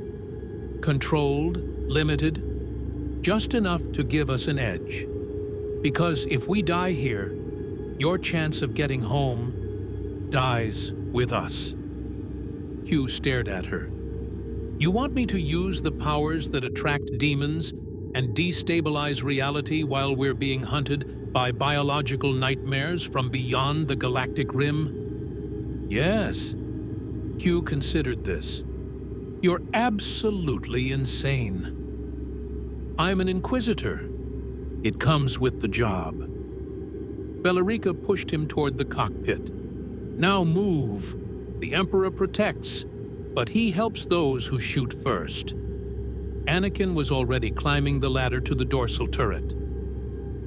As he strapped himself into the gunner's seat and grabbed the controls of the heavy bolter mounted there, he felt a strange sense of familiarity. No force, no Jedi precognition, just him, a weapon, and enemies that wanted him dead. Honestly, after everything that had happened in the last few hours, it was almost refreshing. The bioships closed in, and the sky filled with living ammunition. And Anakin Skywalker, former Jedi Knight and would-be Sith apprentice, opened fire on alien horrors with a smile that would have worried anyone who knew him well. The heavy bolter roared like a mechanical god, declaring its displeasure with the universe. Anakin squeezed the trigger and watched explosive rounds tear through the clouds of spore organisms, detonating them in mid-air with satisfying bursts of acid and ichor that rained down harmlessly away from the shuttle. Without the Force, everything felt different. He couldn't sense the bioship's movements before they happened, couldn't predict the trajectory of their living ammunition, had to rely entirely on reflexes, training, and the kind of spatial awareness that came from years of dogfighting in three-dimensional space. It was terrifying. It was also exhilarating. Target the leading bioship's weapon clusters. Bellarica's voice crackled through the Vox. Those bulbous growths near the prow. They're spore sacs. Anakin adjusted his aim, leading the target like he'd done 1,000 times in the Clone Wars. The bolter rounds stitched across the bioship's hull, and he was rewarded with the sight of one of the sacs rupturing, spraying green fluid into the void. The bioship shrieked, actually shrieked, a sound that somehow transmitted through the vacuum and resonated through the shuttle's hull like nails on a chalkboard mixed with a dying animal.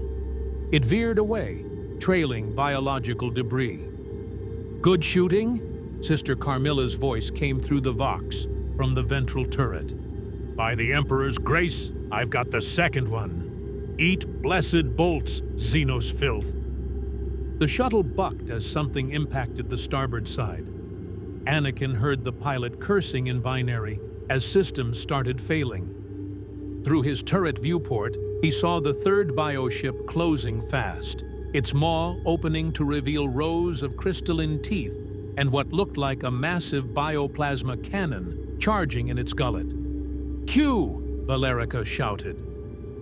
"Now would be an excellent time for divine intervention." In the cockpit, Q stood with his hands pressed against the viewport, his face contorted with concentration. "This is a terrible idea. I just want that on record before I—" He snapped his fingers. Reality stuttered. For a moment, just a fraction of a second, the bioship froze in midair, as if time itself had forgotten it existed. The bioplasma building in its maw flickered and destabilized. Then time snapped back, and the bioship convulsed as its own weapon detonated prematurely, tearing through its internal organs and spraying acidic blood across the sky. Q collapsed against the cockpit wall, blood streaming from his nose and ears. "Did it work?" "2 down, 1 injured," the pilot reported. "But we've got a new problem. Something's happening to the warp." Anakin felt it even without the Force, a sensation like pressure building behind his eyes, like the air before a lightning strike, like reality itself was holding its breath. Through the turret viewport, he saw something impossible. The sky was tearing open. Not metaphorically, literally tearing, like fabric ripping to reveal something underneath.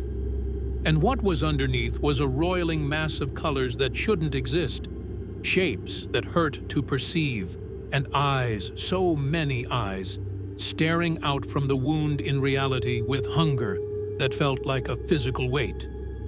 Warp rift, Valerica's voice had lost its usual control. Q's temporal manipulation created a breach. We need to... Something came through the rift. It was vaguely humanoid, but its proportions were wrong in ways that made Anakin's brain ache trying to process them. Its skin shifted between colors: pink, blue, purple, colors that had no names. It had too many arms, each holding a different, impossible object. A staff made of frozen screams, a book bound in tomorrow, a blade forged from broken promises. Pink horror, Q wheezed her. Minor demon of Tzeentch. But where? There's one. 3 more crawled through the rift, their childlike laughter echoing across impossible distances. The remaining bioship, apparently deciding that demons were a worse threat than the shuttle, broke off its attack and fled at speeds that should have torn it apart. The pink horrors turned their attention to the shuttle. Evasive maneuvers, Valerica commanded. Sister Carmilla, switch to sanctified ammunition. We cannot let them board. The shuttle banked hard. Anakin's stomach lurched as artificial gravity fought with momentum. Through his turret, he tracked the nearest horror as it bounded through the air with movements that defied physics, leaping from nothing to nothing, covering distances that should have been impossible, getting closer with each impossible jump. He fired. The bolter rounds passed through the demon like it was made of smoke. The horror giggled and kept coming. Physical weapons won't work, Q shouted. They're not entirely real. You need blessed weapons, psychic attacks, or... He paused. Or you need someone to push them back through the rift. And how exactly do we do that? Anakin demanded, still firing uselessly at the approaching demons. You don't, Q said grimly. I do, but if I use that much power, I'll tear the rift even wider. We'll go from 4 demons to 40, maybe 400. Then we're dead, Sister Carmilla said flatly. Demons or the warp rift kills us. Choose your doom, heretic. Anakin's mind raced. In the Clone Wars, he'd faced impossible odds before. The trick was finding the angle nobody expected, the solution that broke the rules of engagement. Here, they had a shuttle that couldn't outrun the demons, weapons that couldn't hurt them, and a rift that would kill them if it expanded. But they also had Q. An idea struck him, reckless, desperate, and probably suicidal. In other words, exactly his style. Q! Anakin shouted into the Vox. What if you didn't push them back through the rift? What if you closed the rift with them still on this side? Then we'd be trapped in a shuttle with 4 reality-warping demons of chaos, Q pointed out. That's worse. Not if we crash the shuttle first. Silence fell over the Vox channel. Even the pilot stopped his binary prayers. You want to, Q said slowly, crash this shuttle, with us inside it, to trap the demons in the wreckage. That's your plan. The Forge World outpost is 15 kilometers away, Anakin said, calculations running through his head. If we crash in the right spot, we survive. Maybe. The demons are manifested physically here. They'll be subject to the same physics we are. The crash might disperse them enough for Inquisitor Valerica to finish them with blessed weapons. That's not a plan, Sister Carmilla said. That's assisted suicide. Do you have a better idea? Anakin challenged. No one answered. Valerica's voice came through the vox, hard as ceramite. "Do it. Pilot, aim for the outpost's outer defense perimeter. Q, close that rift the moment we're 50 meters from impact. Everyone else, secure for crash landing and pray to the Emperor that we're not about to do the single stupidest thing in the history of the Imperium." "That's a high bar," Q muttered, but he was already moving his hands in complex gestures, preparing to manipulate reality one more time. The shuttle's nose dropped.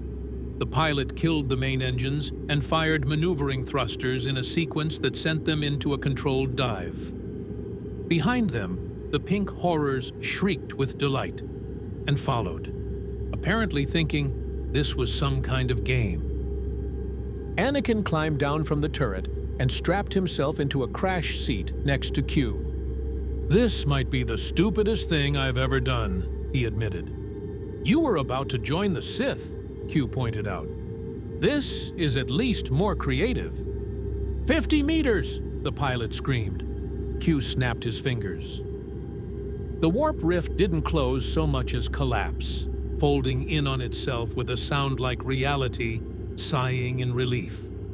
The pink horrors tumbled through the air, suddenly subject to gravity and momentum without the warp sustaining them. They shrieked, no longer playful, now genuinely alarmed, as they realized they were falling. The shuttle hit the ground at an angle, skipped once, twice, then plowed through 200 meters of rockcrete and storage containers before finally shuddering to a halt in a shower of sparks and the smell of burning promethium. Anakin's head rang like a bell. His restraint harness had bruised his chest and shoulders. Blood dripped from somewhere. His forehead, maybe. But he was alive. Against all odds and common sense, he was alive. "Report," Valerica croaked from somewhere nearby. "Alive," Sister Carmilla reported. "Furious, but alive." "Pilot's unconscious, but breathing," another voice called out. "Q?" Anakin turned to find the omnipotent being slumped in his crash seat, blood coating his face. Q's eyes fluttered open. Did we just crash a spaceship to trap demons, and I'm somehow still alive? Seems that way. I've existed for 3 billion years, Q said wonderingly. I've witnessed the birth and death of galaxies. I've played games with beings of unimaginable power. And somehow, crashing with you idiots is the most alive I've felt in eons. He started laughing, slightly hysterical, definitely inappropriate, but genuine. The rear hatch exploded outward. Through the smoke and debris, a pink horror staggered in, its form flickering and unstable without the warp's constant reinforcement. It raised one clawed hand and opened its mouth to speak some reality-warping curse. Inquisitor Valerica appeared behind it, her force sword burning with faith fire. She drove the blade through the horror's back and out its chest with the efficiency of someone who'd killed demons so often it had become routine. The horror shrieked and dissolved into colored smoke that smelled like regret and burnt sugar. 3 more out there, Valerica said, pulling her sword free. Sister Carmilla, form up. Skywalker. She tossed him a combat knife with sacred texts etched along the blade. Stay close and don't die. Q, stay in the shuttle and try not to attract any more attention from the warp. Staying here. Got it. Excellent plan. Q made no move to leave his crash seat. Anakin climbed out of the wreckage, blessed knife in hand, and faced the apocalyptic landscape of the Forge World's defense perimeter. Automated gun turrets were already tracking the surviving pink horrors, but their bullets passed through the demons without effect. Tech priests in red robes were evacuating, their mechadendrites waving in agitation, and in the distance, massive structures that looked like a fusion of cathedral and factory belched smoke into the sky while serving as testament to humanity's stubborn refusal to build anything that wasn't simultaneously functional and gothic. A pink horror bounded toward them, its form stabilizing as it fed on the fear radiating from the fleeing tech priests. Valerica met it head-on, her sword carving through demonic flesh with the surety of absolute faith. Sister Carmilla flanked it, her bolter loaded with blessed ammunition that actually hurt the creature when it struck. Anakin hung back, knife ready, watching the battle with a tactician's eye. He couldn't fight demons directly. He didn't have blessed weapons or faith-fueled power. But he could watch the patterns, find the openings, wait for his moment. A second horror tried to circle behind Valerica. Anakin moved without thinking, throwing his knife with Jedi precision. The blessed blade struck the horror's eye, one of 7 it had, and the creature recoiled with a shriek of genuine pain. Valerica took advantage of the opening and bisected the demon with a 2-handed swing. 2 down, 2 to go. The remaining horrors apparently decided that discretion was the better part of not being murdered and tried to flee. But without the warp rift sustaining them, they were weakening, their forms becoming translucent and unstable. Sister Carmilla gunned one down with methodical efficiency. The last one managed 10 meters before Valerica's sword took its head off. Silence fell over the crash site, broken only by the crackling of burning debris and Q's faint laughter from inside the shuttle. Valerica cleaned her sword and sheathed it. Well, that was inadvisable on every conceivable level. But it worked, Anakin pointed out. That it did. Valerica retrieved Anakin's knife and handed it back to him. You fight well for someone without power. Most civilians would have frozen when facing demons. I'm not most civilians. Clearly, Valerica looked toward the Forge world structures. Come, we need to report this incident to the tech priests and get Q to their dimensional analysis chamber before something else tries to kill us. I'm beginning to think you two attract catastrophe like corpse starch attracts flies. We really don't, Q called from the shuttle. The universe just has it out for us specifically. As they walked toward the fortress factories, Anakin couldn't help but notice the tech priests staring at them with mechanical eyes that glowed with something between curiosity and suspicion. He'd gone from Jedi Knight to dimensional refugee to demon-fighting crash survivor in the span of a few hours. And somewhere out there, Padmé was still dying. If she wasn't already dead. The thought threatened to overwhelm him, but Anakin pushed it down. He couldn't afford despair. Not here. Not in a universe that would kill him the moment he stopped fighting. So he kept walking, blessed knife in hand, toward whatever fresh nightmare the 41st millennium had in store. Behind him, Q finally climbed out of the shuttle, looking like he'd been through a metaphysical meat grinder. Still think this was a good idea? Anakin asked. Q considered the question seriously. Ask me again when we're not being hunted by space locusts, killer robots, and demonic bureaucrats. So, never? Probably never, yes. The Forge World Metallica's orbital outpost looked like someone had tried to build a cathedral, failed, then decided to make it into a factory instead, and add more skulls for good measure. Every surface was adorned with cogwheel symbols, purity seals, and inscriptions in binary that Q insisted translated to things like, "Blessed be the machine's spirit," and "Have you tried turning it off and on again?" Tech priest Dominus Hexmark 7 greeted them in a chamber that smelled like sacred oils and ozone. He was more machine than man. His lower body had been replaced with a treaded platform. His arms were a forest of mechadendrites and servo arms, and his face was hidden behind a mask that looked like a chrome skull with glowing red eyes. "Inquisitor Valerica," Hexmark 7's voice emerged from a Vox speaker implanted in his throat. "Your message indicated a dimensional anomaly of unprecedented magnitude. The Omnissiah guides our hands in understanding his mysteries." His red eyes fixed on Q. "Is this the anomaly?" "That's me," Q said weakly. He was leaning heavily on Anakin, his usual confidence replaced by bone-deep exhaustion.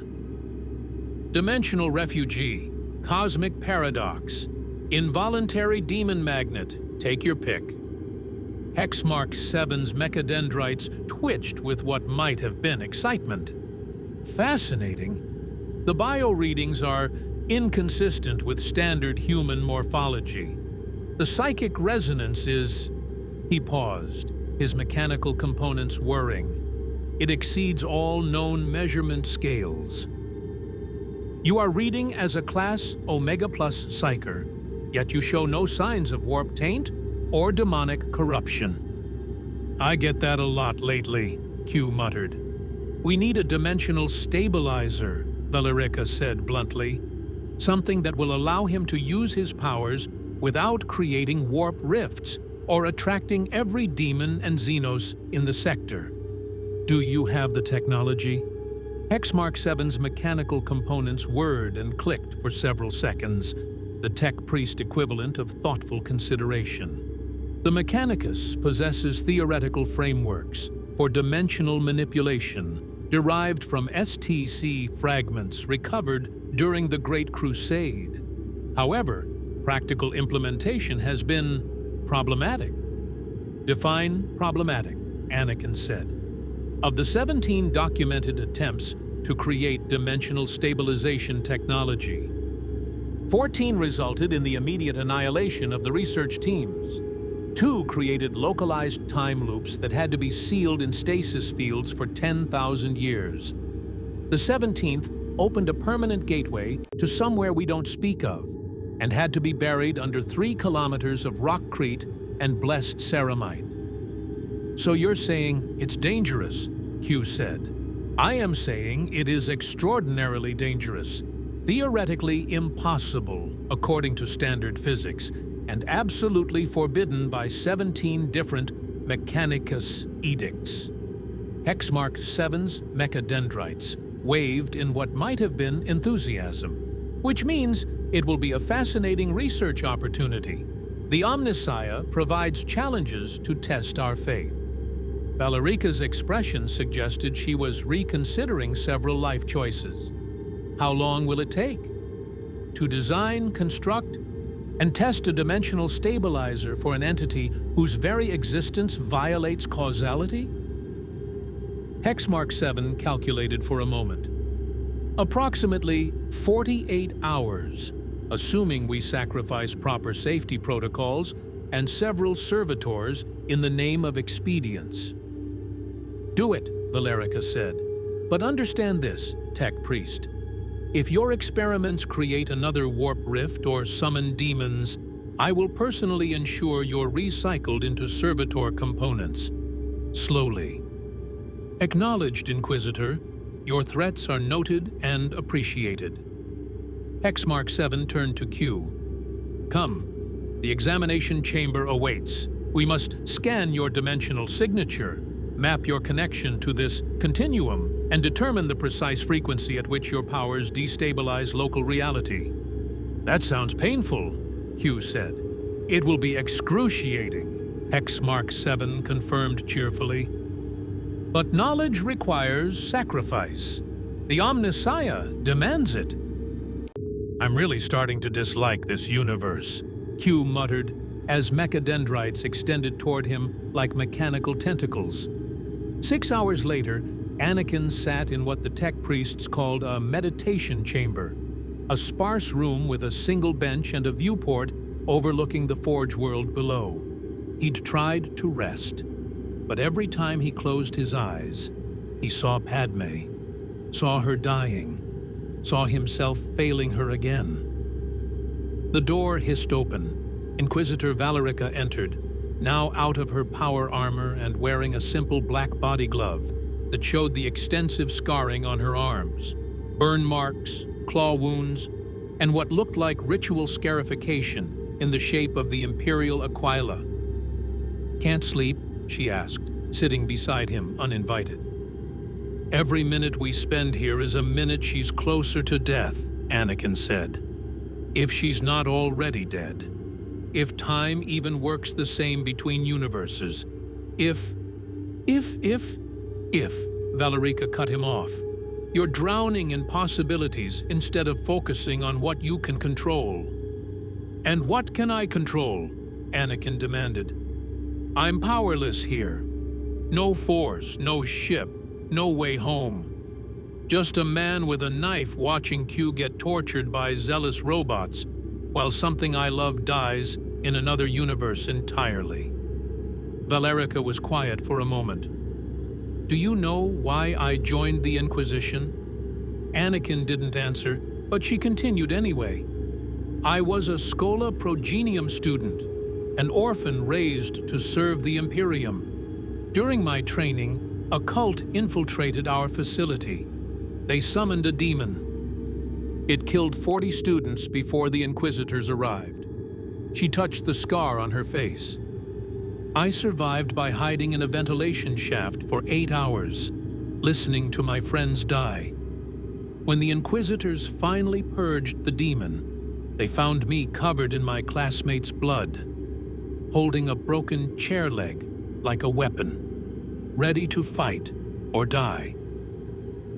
"I'm sorry," Anakin said quietly. "Don't be.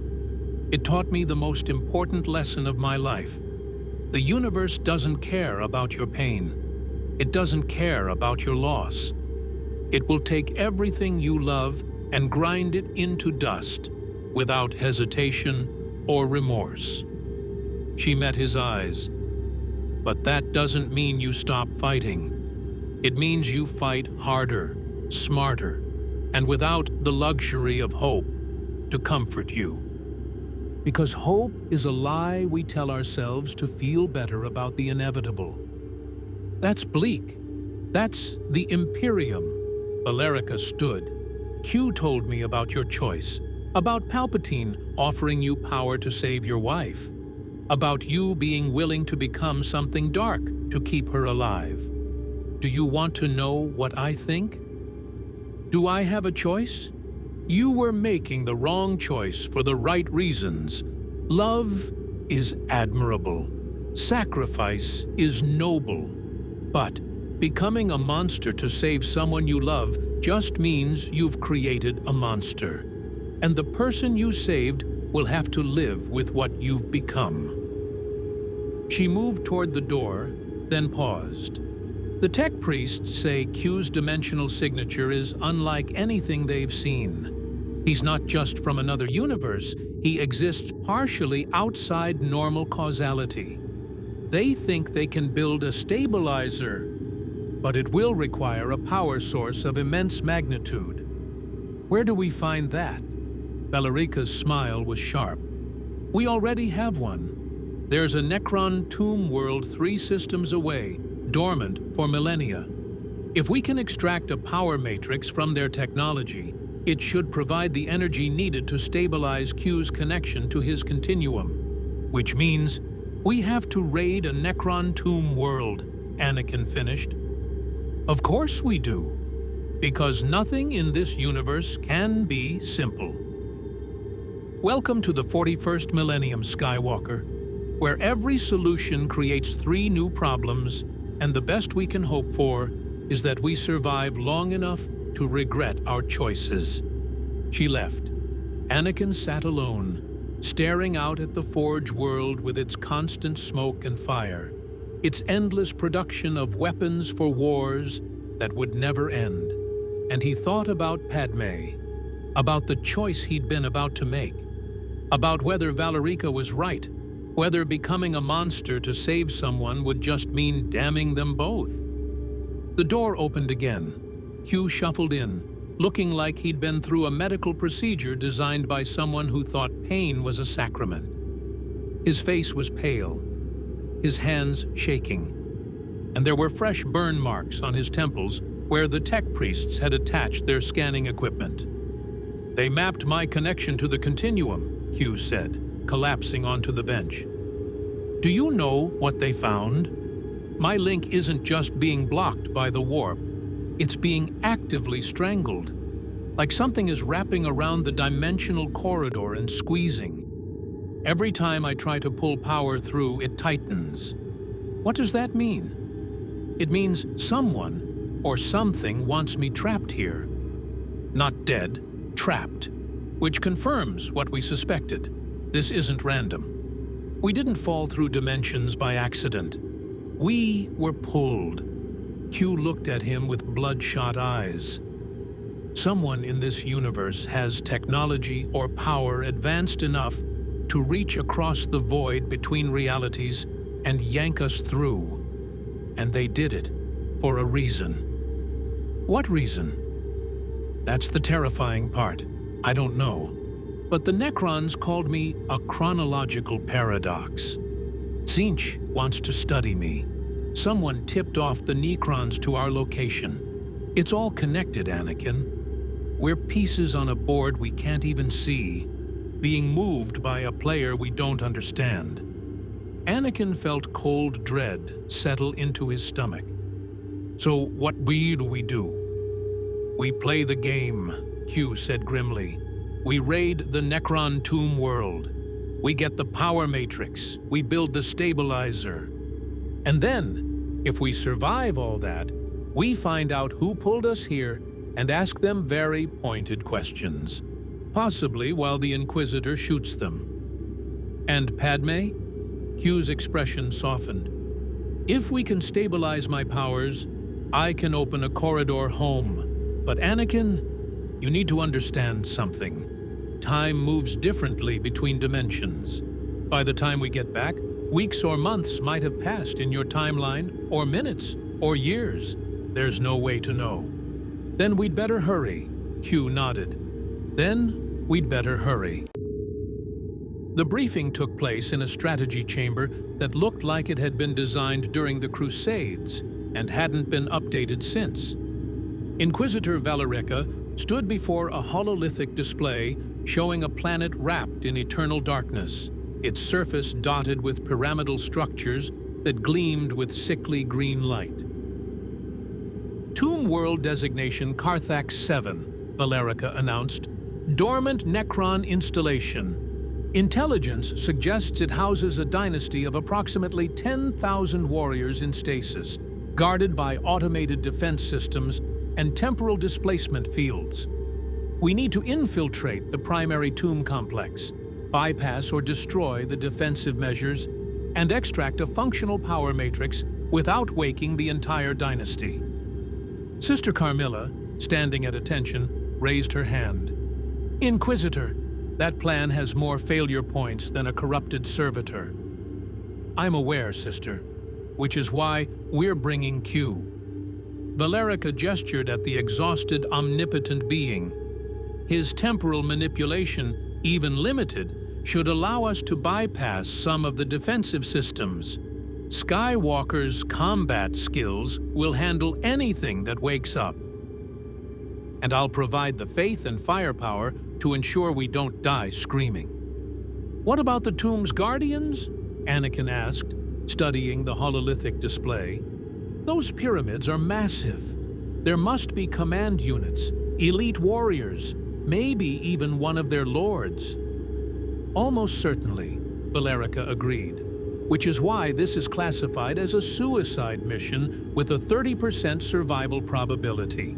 But it's also our only option. Without that power matrix, Q remains trapped. You remain stranded. And I have to explain to my superiors why I'm harboring dimensional refugees who attract demons like corpse starch, attracts flies." 30%, Q muttered. "Those are terrible odds. In the Imperium, 30% is optimistic," Sister Carmilla said. Hexmark 7's Vox speaker crackled to life from a wall-mounted pict screen. I have completed preliminary designs for the dimensional stabilizer. The device will require constant calibration and will only function for approximately 72 hours before the power matrix burns out. After that, you will need to acquire another matrix or accept permanent residence in this dimension. 72 hours, Anakin said. That's 3 days.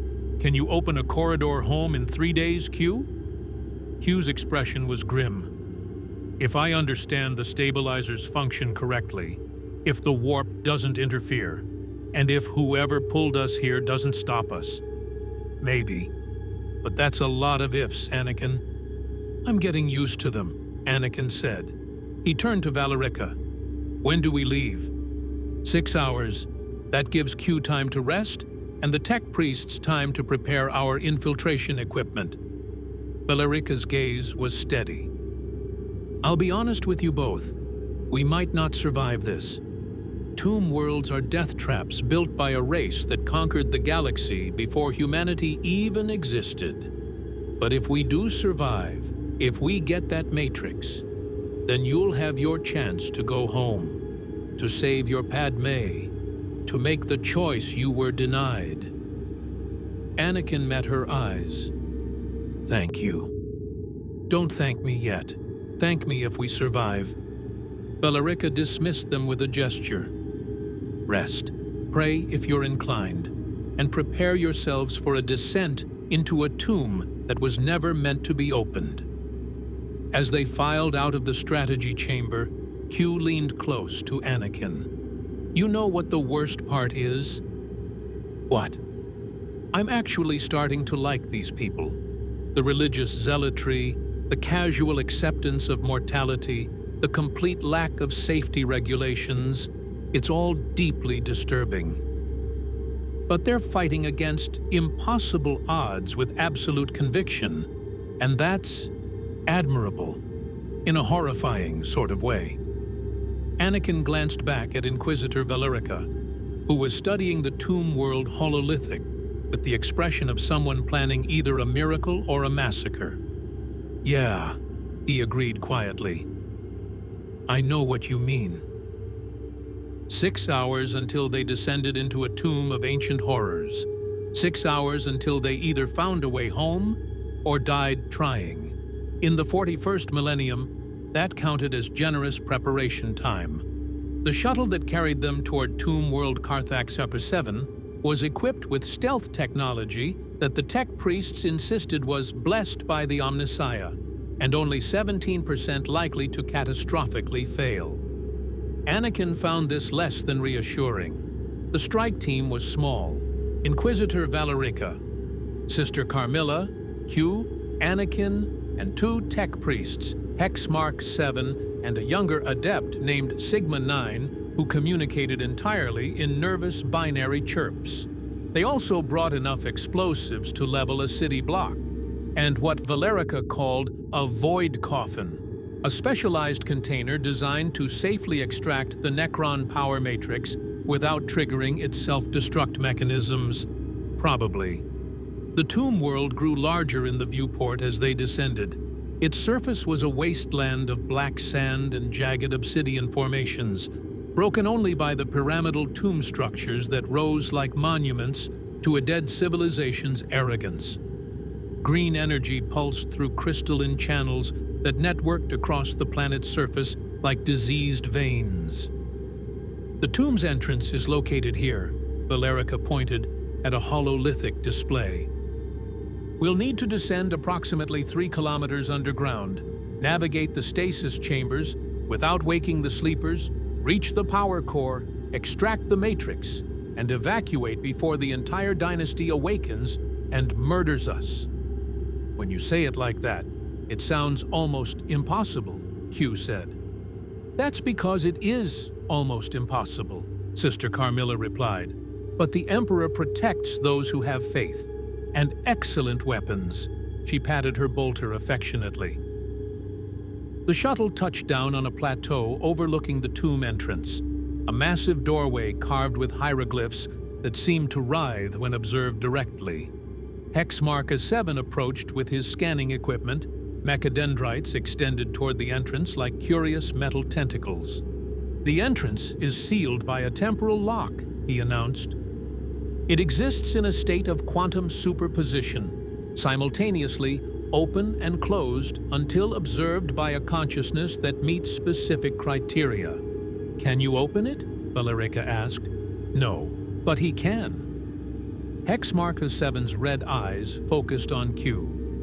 "The lock requires an entity that exists outside normal causality, a being whose temporal signature doesn't conform to linear time. You are, quite literally, the only creature in this galaxy who can open this door." Q sighed. "Of course I am, because this universe just loves putting me in situations where I have to use my powers and risk attracting demons." He approached the door, hands raised. "If this goes wrong and I accidentally summon a greater demon, I want it on record that I tried to warn everyone." "Noted," Valerica said dryly. "Now open the door before something notices we're here." Q pressed his hands against the crystalline surface, his face contorted with concentration. The air around him shimmered, and Anakin felt that familiar pressure before a storm sensation that accompanied Q's reality manipulation. The door didn't open so much as decide it had always been open. One moment it was sealed. The next it stood wide, revealing a descending corridor lit by pulsing green light. Q staggered back, blood trickling from his nose. The warp noticed that. Something in the Immaterium definitely noticed that. "Then we move fast," Valerica commanded. "Formation Delta. Carmilla on point. I'll take rear guard. Tech priests in the middle with Q and Skywalker. Anyone sees Necron activity, you signal, but don't fire unless absolutely necessary. Our survival depends on stealth." They descended into the tomb. The corridor was vast, wide enough for 3 shuttles to fly side by side, tall enough that the ceiling disappeared into darkness above. The walls were covered in more of those writhing hieroglyphs, and Anakin could have sworn they were watching the team's progress with hostile awareness. "These inscriptions," Sigma 9 chirped in binary, which Hexmark 7 translated, "they tell the story of the Karthak dynasty. They were star killers, planet breakers, masters of temporal manipulation who could age their enemies to dust or reverse their evolution into primordial soup. They went into the Great Sleep 60 million years ago, believing they would awaken to a galaxy cleansed of organic life. Well, we're about to disappoint them," Anakin muttered. They reached the first stasis chamber after an hour of descent. The room beyond was circular, perhaps a kilometer in diameter, with alcoves carved into the walls stretching up into darkness. In each alcove stood a Necron warrior, its green eyes dark, its Gauss weapon clutched to its chest, perfectly preserved in temporal stasis. There were thousands of them. "Emperor's mercy," Sister Carmilla breathed. "This is just one chamber?"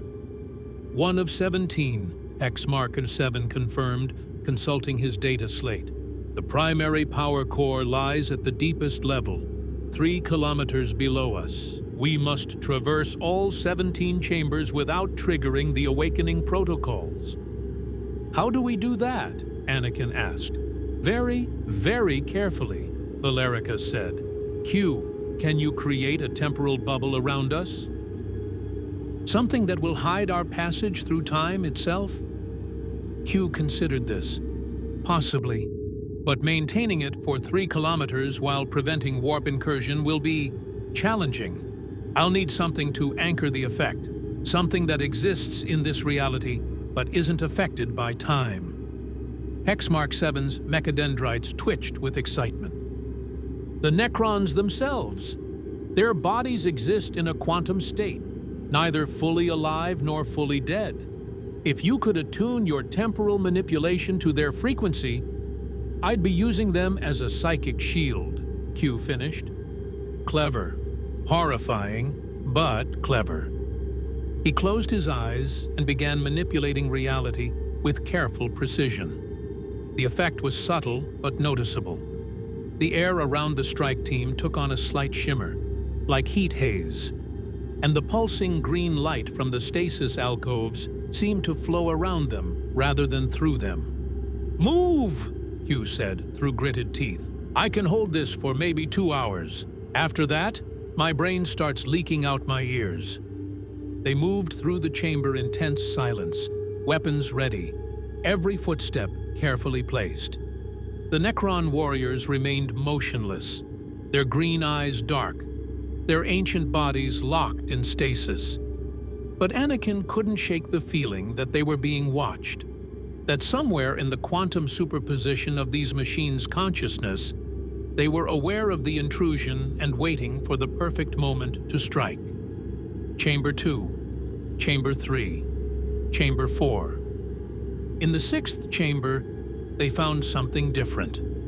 The Necron standing in the central alcove was larger than the others, its body adorned with hieroglyphs of rank and achievement.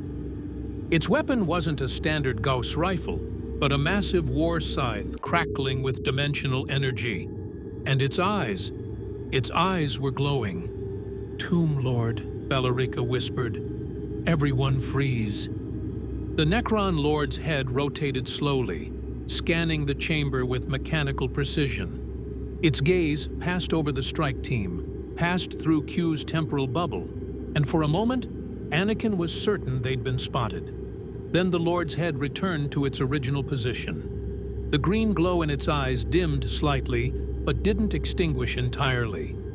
"It's in a semi-dormant state," Hexmark 7 whispered, aware but not fully awakened. "We need to move before—" The Lord's hand twitched, just a small movement, a finger flexing, but it was enough. Q gasped. "The temporal bubble, it's destabilizing. The Lord is projecting its own time field, and it's interfering with mine. I can't—" The Lord's eyes blazed to full brightness. Its war scythe activated with a sound like reality screaming, and its voice, ancient, cold, devoid of anything resembling mercy, echoed through the chamber. "Intruders, desecrators, flesh things that dare violate the eternal rest." The Lord stepped down from its alcove with grinding mechanical precision. "You will be unmade. Your atoms will be scattered. Your timeline will be erased." "Run!" Bellarica shouted. They ran. Behind them, the Lord raised its war scythe, and reality tore open. The tear wasn't a warp rift. It was something else, something worse. A wound in space-time itself that began erasing everything it touched from existence. Not destroying, erasing, as if those things had never been. Sister Carmilla turned and fired her bolter. The explosive rounds detonated against the Lord's living metal body, leaving scorch marks, but no real damage. The Lord pointed a skeletal finger at her, and time froze around the battle sister. She stood paralyzed, trapped in a temporal stasis field, her expression locked in mid-battle cry. "Carmilla!" Bellarica skidded to a halt, torn between saving her companion and continuing the mission. The Lord advanced, its war scythe carving reality with each step. More Necron warriors began awakening in their alcoves, their green eyes flickering to life like malevolent stars. Anakin made a decision. He grabbed a thermal charge from his equipment belt, armed it, and threw it not at the Lord but at the ceiling above it. The explosion brought down tons of ancient stone and metal, creating a barrier between the strike team and their pursuers. It wouldn't hold for long, but it might buy them minutes. "Keep moving!" Anakin shouted. "We can't fight them! We can't leave Carmilla!" Valerica's hand was on her force sword, her face torn with anguish. "If we die here, she dies anyway." Anakin grabbed the Inquisitor's arm. "We complete the mission. We get Q home, and then we come back with an army if we have to. But right now, we run." For a moment, Anakin thought Valerica would refuse. Then she nodded once, her expression hardening into cold determination. "Move out. Double time. The Emperor will judge us for this choice when we stand before his throne." They ran through chambers 7, 8, 9. Behind them, the sounds of awakening Necrons echoed through the tomb. Thousands of warriors emerging from stasis, their protocols activated, their dynasty rousing from 60 million years of sleep with murder on their mechanical minds. Q's temporal bubble collapsed entirely in Chamber 11. He stumbled, and Anakin caught him before he could fall. "Can't hold it," Q wheezed. "Too much interference. Their time manipulation is overwhelming mine." "We're almost there." Hexmark 7 consulted his data slate. 6 more chambers. The power core is... The floor beneath them exploded upward. Through the breach came Necron warriors, wielding weapons that looked like they'd been designed by someone who understood physics too well and decided to weaponize the knowledge. They fired, and reality bent around their beams. Valerica met them with faith and fire. Her force sword carved through living metal, her faith making her strikes supernaturally effective against the soulless machines. But there were too many. For every one she destroyed, 3 more emerged. Anakin fought with blessed knife and stolen ghost rifle, using every trick he'd learned in the Clone Wars. He couldn't predict their movements without the Force, but he could read patterns, anticipate angles, use the Necrons' own tactics against them. He dropped 2 with headshots, drove his knife through a 3rd's optical sensor, kicked a 4th into its companions, but they kept coming. "The power core!" Sigma 9 pointed with a mechadendrite. Through an archway ahead, green light blazed with intensity that hurt to look at. "We're here!" They burst into the final chamber and stopped.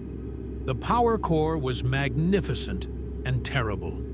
A crystalline sphere 3 meters in diameter, suspended in the air by forces that made Anakin's eyes water when he tried to perceive them. Energy arced between the sphere and conduits that stretched into the walls, feeding power to the entire tomb complex. And standing before it, as if waiting for them, was a figure that made the Tomb Lord look like a mere servant. It was Necron, but ancient beyond measure. Its body was adorned with star metal that shouldn't exist in this dimension, and its eyes blazed with consciousness that had survived 60 million years without degrading. In its hands, it held a staff topped with a sphere that contained what looked like a captive star. "I am Pharaon Karthak," the figure said, its voice resonating across dimensions. "Master of this dynasty, breaker of worlds. And I have been waiting for you, Q of the Q Continuum." Q stared. "You know who I am? I know what you are. I know who sent you here. And I know that your arrival has activated protocols that have remained dormant since before your species crawled from primordial seas." The Pharaon's staff pulsed with energy. "You are the key to something far greater than your petty desire to return home. And I will not allow you to leave until I understand what game is being played." "What are you talking about?" Anakin demanded. Pharaon Karthak's gaze shifted to him, the boy who was supposed to bring balance. The chosen one of a prophecy that echoes across dimensional boundaries. You should not exist in this reality, yet here you stand. Someone is moving pieces across the board of creation itself, and I will know why. The tomb shook. Alarms blared, and through the chamber's entrance poured an army of Necron warriors. Weapons raised, ready to destroy or capture as their Farron commanded. They were trapped, surrounded, with an ancient star god-turned machine demanding answers they didn't have. And somewhere above, Sister Carmilla was still frozen in time, waiting for rescue that might never come. Anakin looked at Q, at Valerica, at the power core that represented their only chance of escape. And he realized that sometimes the only way forward was through. Q, Anakin said quietly, "How much power do you have left?" "Enough for one big gesture," Q replied. "Pues, because I'm about to do something incredibly stupid, and I need you to be ready." Q's eyes widened. "Anakin, no!" But Anakin was already moving, charging directly at Farron Karthak, with his blessed knife raised, knowing he couldn't win, but needing to create an opening. Because in the 41st millennium, sometimes all you had were terrible choices. And Anakin Skywalker had never been afraid to make them. Anakin's charge was suicidal, desperate, and exactly the kind of reckless decision that Q had been trying to prevent since they'd arrived in this nightmare universe. But it was also perfectly timed. Farron Karthak raised his staff to obliterate the charging human, and in that moment of distraction, Q acted. He didn't try to fight the Necron Lord. He didn't attempt temporal manipulation or reality warping. Instead, he did something far simpler and infinitely more dangerous. He seized the power core itself. Q's hands closed around the crystalline sphere, and 60 million years of stored stellar energy flooded through his body. He screamed, not in pain, but in transcendent understanding. For one eternal moment, Q saw everything: the web of causality that connected him to Anakin, the dimensional corridor that had been deliberately manipulated to drag them here, and the identity of whoever had orchestrated this entire catastrophe. "Tzeentch!" Q gasped. "It was always Tzeentch. He manipulated the corridor. He wanted me here, wanted to see what would happen when an omnipotent being from another reality collided with the warp. We were never trapped. We were bait for an experiment." Farron Karthak's eyes blazed with fury. "Release the core! You'll destabilize the entire tomb!" "That's the idea!" Q channeled the core's energy, his body becoming incandescent with power. The temporal bubble he'd struggled to maintain before now exploded outward, enveloping the entire chamber. Time froze for everything except the strike team. "Run!" Q shouted. "I can hold this for maybe 30 seconds. Valerica, grab the void coffin. Anakin, get to the exit. Hexmark, I need coordinates for the shuttle." They moved in frozen time, racing past Necron warriors locked mid-strike, past the Farron whose face was frozen in an expression of ancient rage. Valerica grabbed the void coffin's controls and activated the extraction mechanism. The device latched onto the power core even as Q held it, beginning the delicate process of severing it from the tomb's power grid without triggering a catastrophic overload. 15 seconds. They reached the chamber entrance. Behind them, the power core pulsed as the void coffin worked its arcane technology. The Necrons remained frozen, but Anakin could see micro-movements. The temporal stasis was degrading. 10 seconds. "Carmilla!" Valerica shouted. "We have to get Carmilla!" "Chamber 6! Hexmark 7 consulted his data slate while running. The temporal stasis field should have collapsed when the power core was disrupted. They sprinted through the chambers, retracing their path. The frozen Necrons began to move, slowly at first, then faster as Q's temporal bubble degraded. They reached Chamber 6 just as time fully reasserted itself. Sister Carmilla stood where they'd left her, alive but disoriented. Valerica grabbed her arm without breaking stride. "Move, sister! No time to explain!" 5 seconds. The tomb shook. Alarms that had been silent for 60 million years screamed their warnings. Every Necron warrior in the complex was awakening, their protocols shifting from eternal rest to repel invaders with extreme prejudice. 0 seconds. Q's temporal manipulation collapsed. He fell to his knees, still clutching the partially extracted power core. The void coffin's extraction was only 70% complete, enough to destabilize the tomb, but not enough for a clean extraction. "Q!" Anakin skidded to a halt beside him. "We need to move." "Can't!" Q gasped. Blood streamed from his eyes, nose, and ears. "The core, it's still connected to the tomb's power grid. If I let go now, the feedback will kill me. If I hold on, the extraction will complete in approximately 3 minutes, which we don't have." Gauss beams carved through the air around them. Necron warriors poured into the chamber from every entrance. Valerica and Carmilla formed a defensive perimeter, their weapons blazing. Hexmarked 7 and Sigma 9 set up a portable shield generator that bought them precious seconds. But seconds weren't enough. "Q," Anakin said, an idea forming, desperate, probably impossible, but no worse than anything else they'd attempted. "Can you open a corridor home from here right now? With the power core?" Q's eyes widened. That would require using the core's energy as an anchor point, forcing a dimensional breach through the warp itself. The psychic backlash would it work? It might kill us all. But would it work? Q stared at him. Then, incredibly, he laughed. The same slightly hysterical laugh from the crashed shuttle. "You magnificent, reckless fool. Yes, it would work." For approximately 3 seconds before the corridor collapsed, the warp noticed, and every demon in the sector tried to use us as a doorway. 3 seconds, Anakin calculated. That's enough time for everyone to get through? If they run very fast and don't ask questions, yes. Anakin turned to Valerica.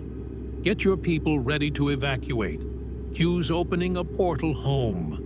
Valerica's bolt pistol barked, dropping 2 Necrons. "What about the mission? The power matrix? The dimensional stabilizer?" "Forget the stabilizer!" Q shouted over the weapon's fire. "I'm using the core itself as a one-time portal generator. It's going to burn out completely, but it'll give us one shot to escape." "Where does the portal go?" Sister Carmilla demanded. "Anywhere but here." Q began channeling the core's energy, his body becoming translucent with stolen power. "I'm aiming for Anakin's universe, specifically Coruscant, specifically the moment right before Palpatine's offer. But I can't guarantee precision when I'm essentially punching through dimensional barriers with a stolen battery." The air in front of them tore open. Not a warp rift this time, something cleaner, more controlled. Through the breach, Anakin saw something impossible. The Jedi Temple. His universe. His home. And standing in the corridor visible through the portal, looking confused and alarmed, was Obi-Wan Kenobi. "Anakin?" Obi-Wan's voice came through distorted. "What? How? No time!" Anakin shouted. "Everyone through, now!" Hexmark 7 and Sigma 9 went first, their mechadendrites waving in binary panic. Sister Carmilla dove through while firing her bolter behind her. Valerica started to follow, then paused. "Q," she said, "you understand what you're doing? You're not just opening a door. You're creating a permanent scar between realities. The Imperium will remember this. The Warp will remember this. And someday, someone might use that scar to cross between our universes." "I know," Q said grimly. But right now, getting Anakin home before he makes a terrible mistake is more important than hypothetical interdimensional consequences. Tell me I'm wrong." Valerica smiled, genuine, warm, and slightly sad. "The Emperor protects Q of the Q Continuum, even those who don't believe in him." She stepped through the portal. "Anakin!" Q's body was dissolving, becoming pure energy barely contained by willpower. "You need to go. The core's burning out. I can hold the corridor open for maybe 5 more seconds." "What about you?" "I'll be fine. I'm omnipotent, remember? Mostly. 60% at least." Q's laugh was manic. "Now go. Save your wife. Make better choices. Don't become a Sith Lord, the usual heroic protagonist stuff." Anakin hesitated for one heartbeat. Then he clasped Q's shoulder, the gesture strange because Q was barely solid anymore. "Thank you." "You're welcome. Now run before I change my mind about this whole self-sacrifice thing." Anakin dove through the portal. For one infinite moment, he existed between dimensions, between the 41st millennium and his own galaxy, between one choice and another, between who he was and who he might become. He saw Padmé, alive and waiting, saw the Jedi Council, saw Palpatine's offer hanging in the air like a poisoned gift. He saw the choice he'd been about to make, and he made a different one. Then he was through, collapsing on the Jedi Temple's floor, with Obi-Wan grabbing his shoulders and demanding explanations. Behind him, the portal collapsed with a sound like reality sighing in relief. On Tomb World Karthak 7, Q released the power core. It detonated with the force of a dying star, consuming the Necron tomb in cleansing fire. Pharaon Karthak had just enough time to transmit a final message into the void. The breach has been made. The game has begun. Let those who come after know. The barriers between realities are thinner than we believed. And in the warp, in that screaming dimension of impossible horrors, Tzeentch smiled with mouths that existed across infinite timelines. The experiment had been a success. The Q Continuum had noticed the 41st millennium, and the 41st millennium had noticed them back. Somewhere, sometime, the consequences of this meeting would echo across galaxies. But that was a problem for another day. For now, Anakin Skywalker stood in the Jedi Temple, alive and whole, with a choice yet to make and a wife yet to save. He'd seen a universe of eternal war and endless suffering. He'd fought alongside zealots who believed so completely that their faith became reality.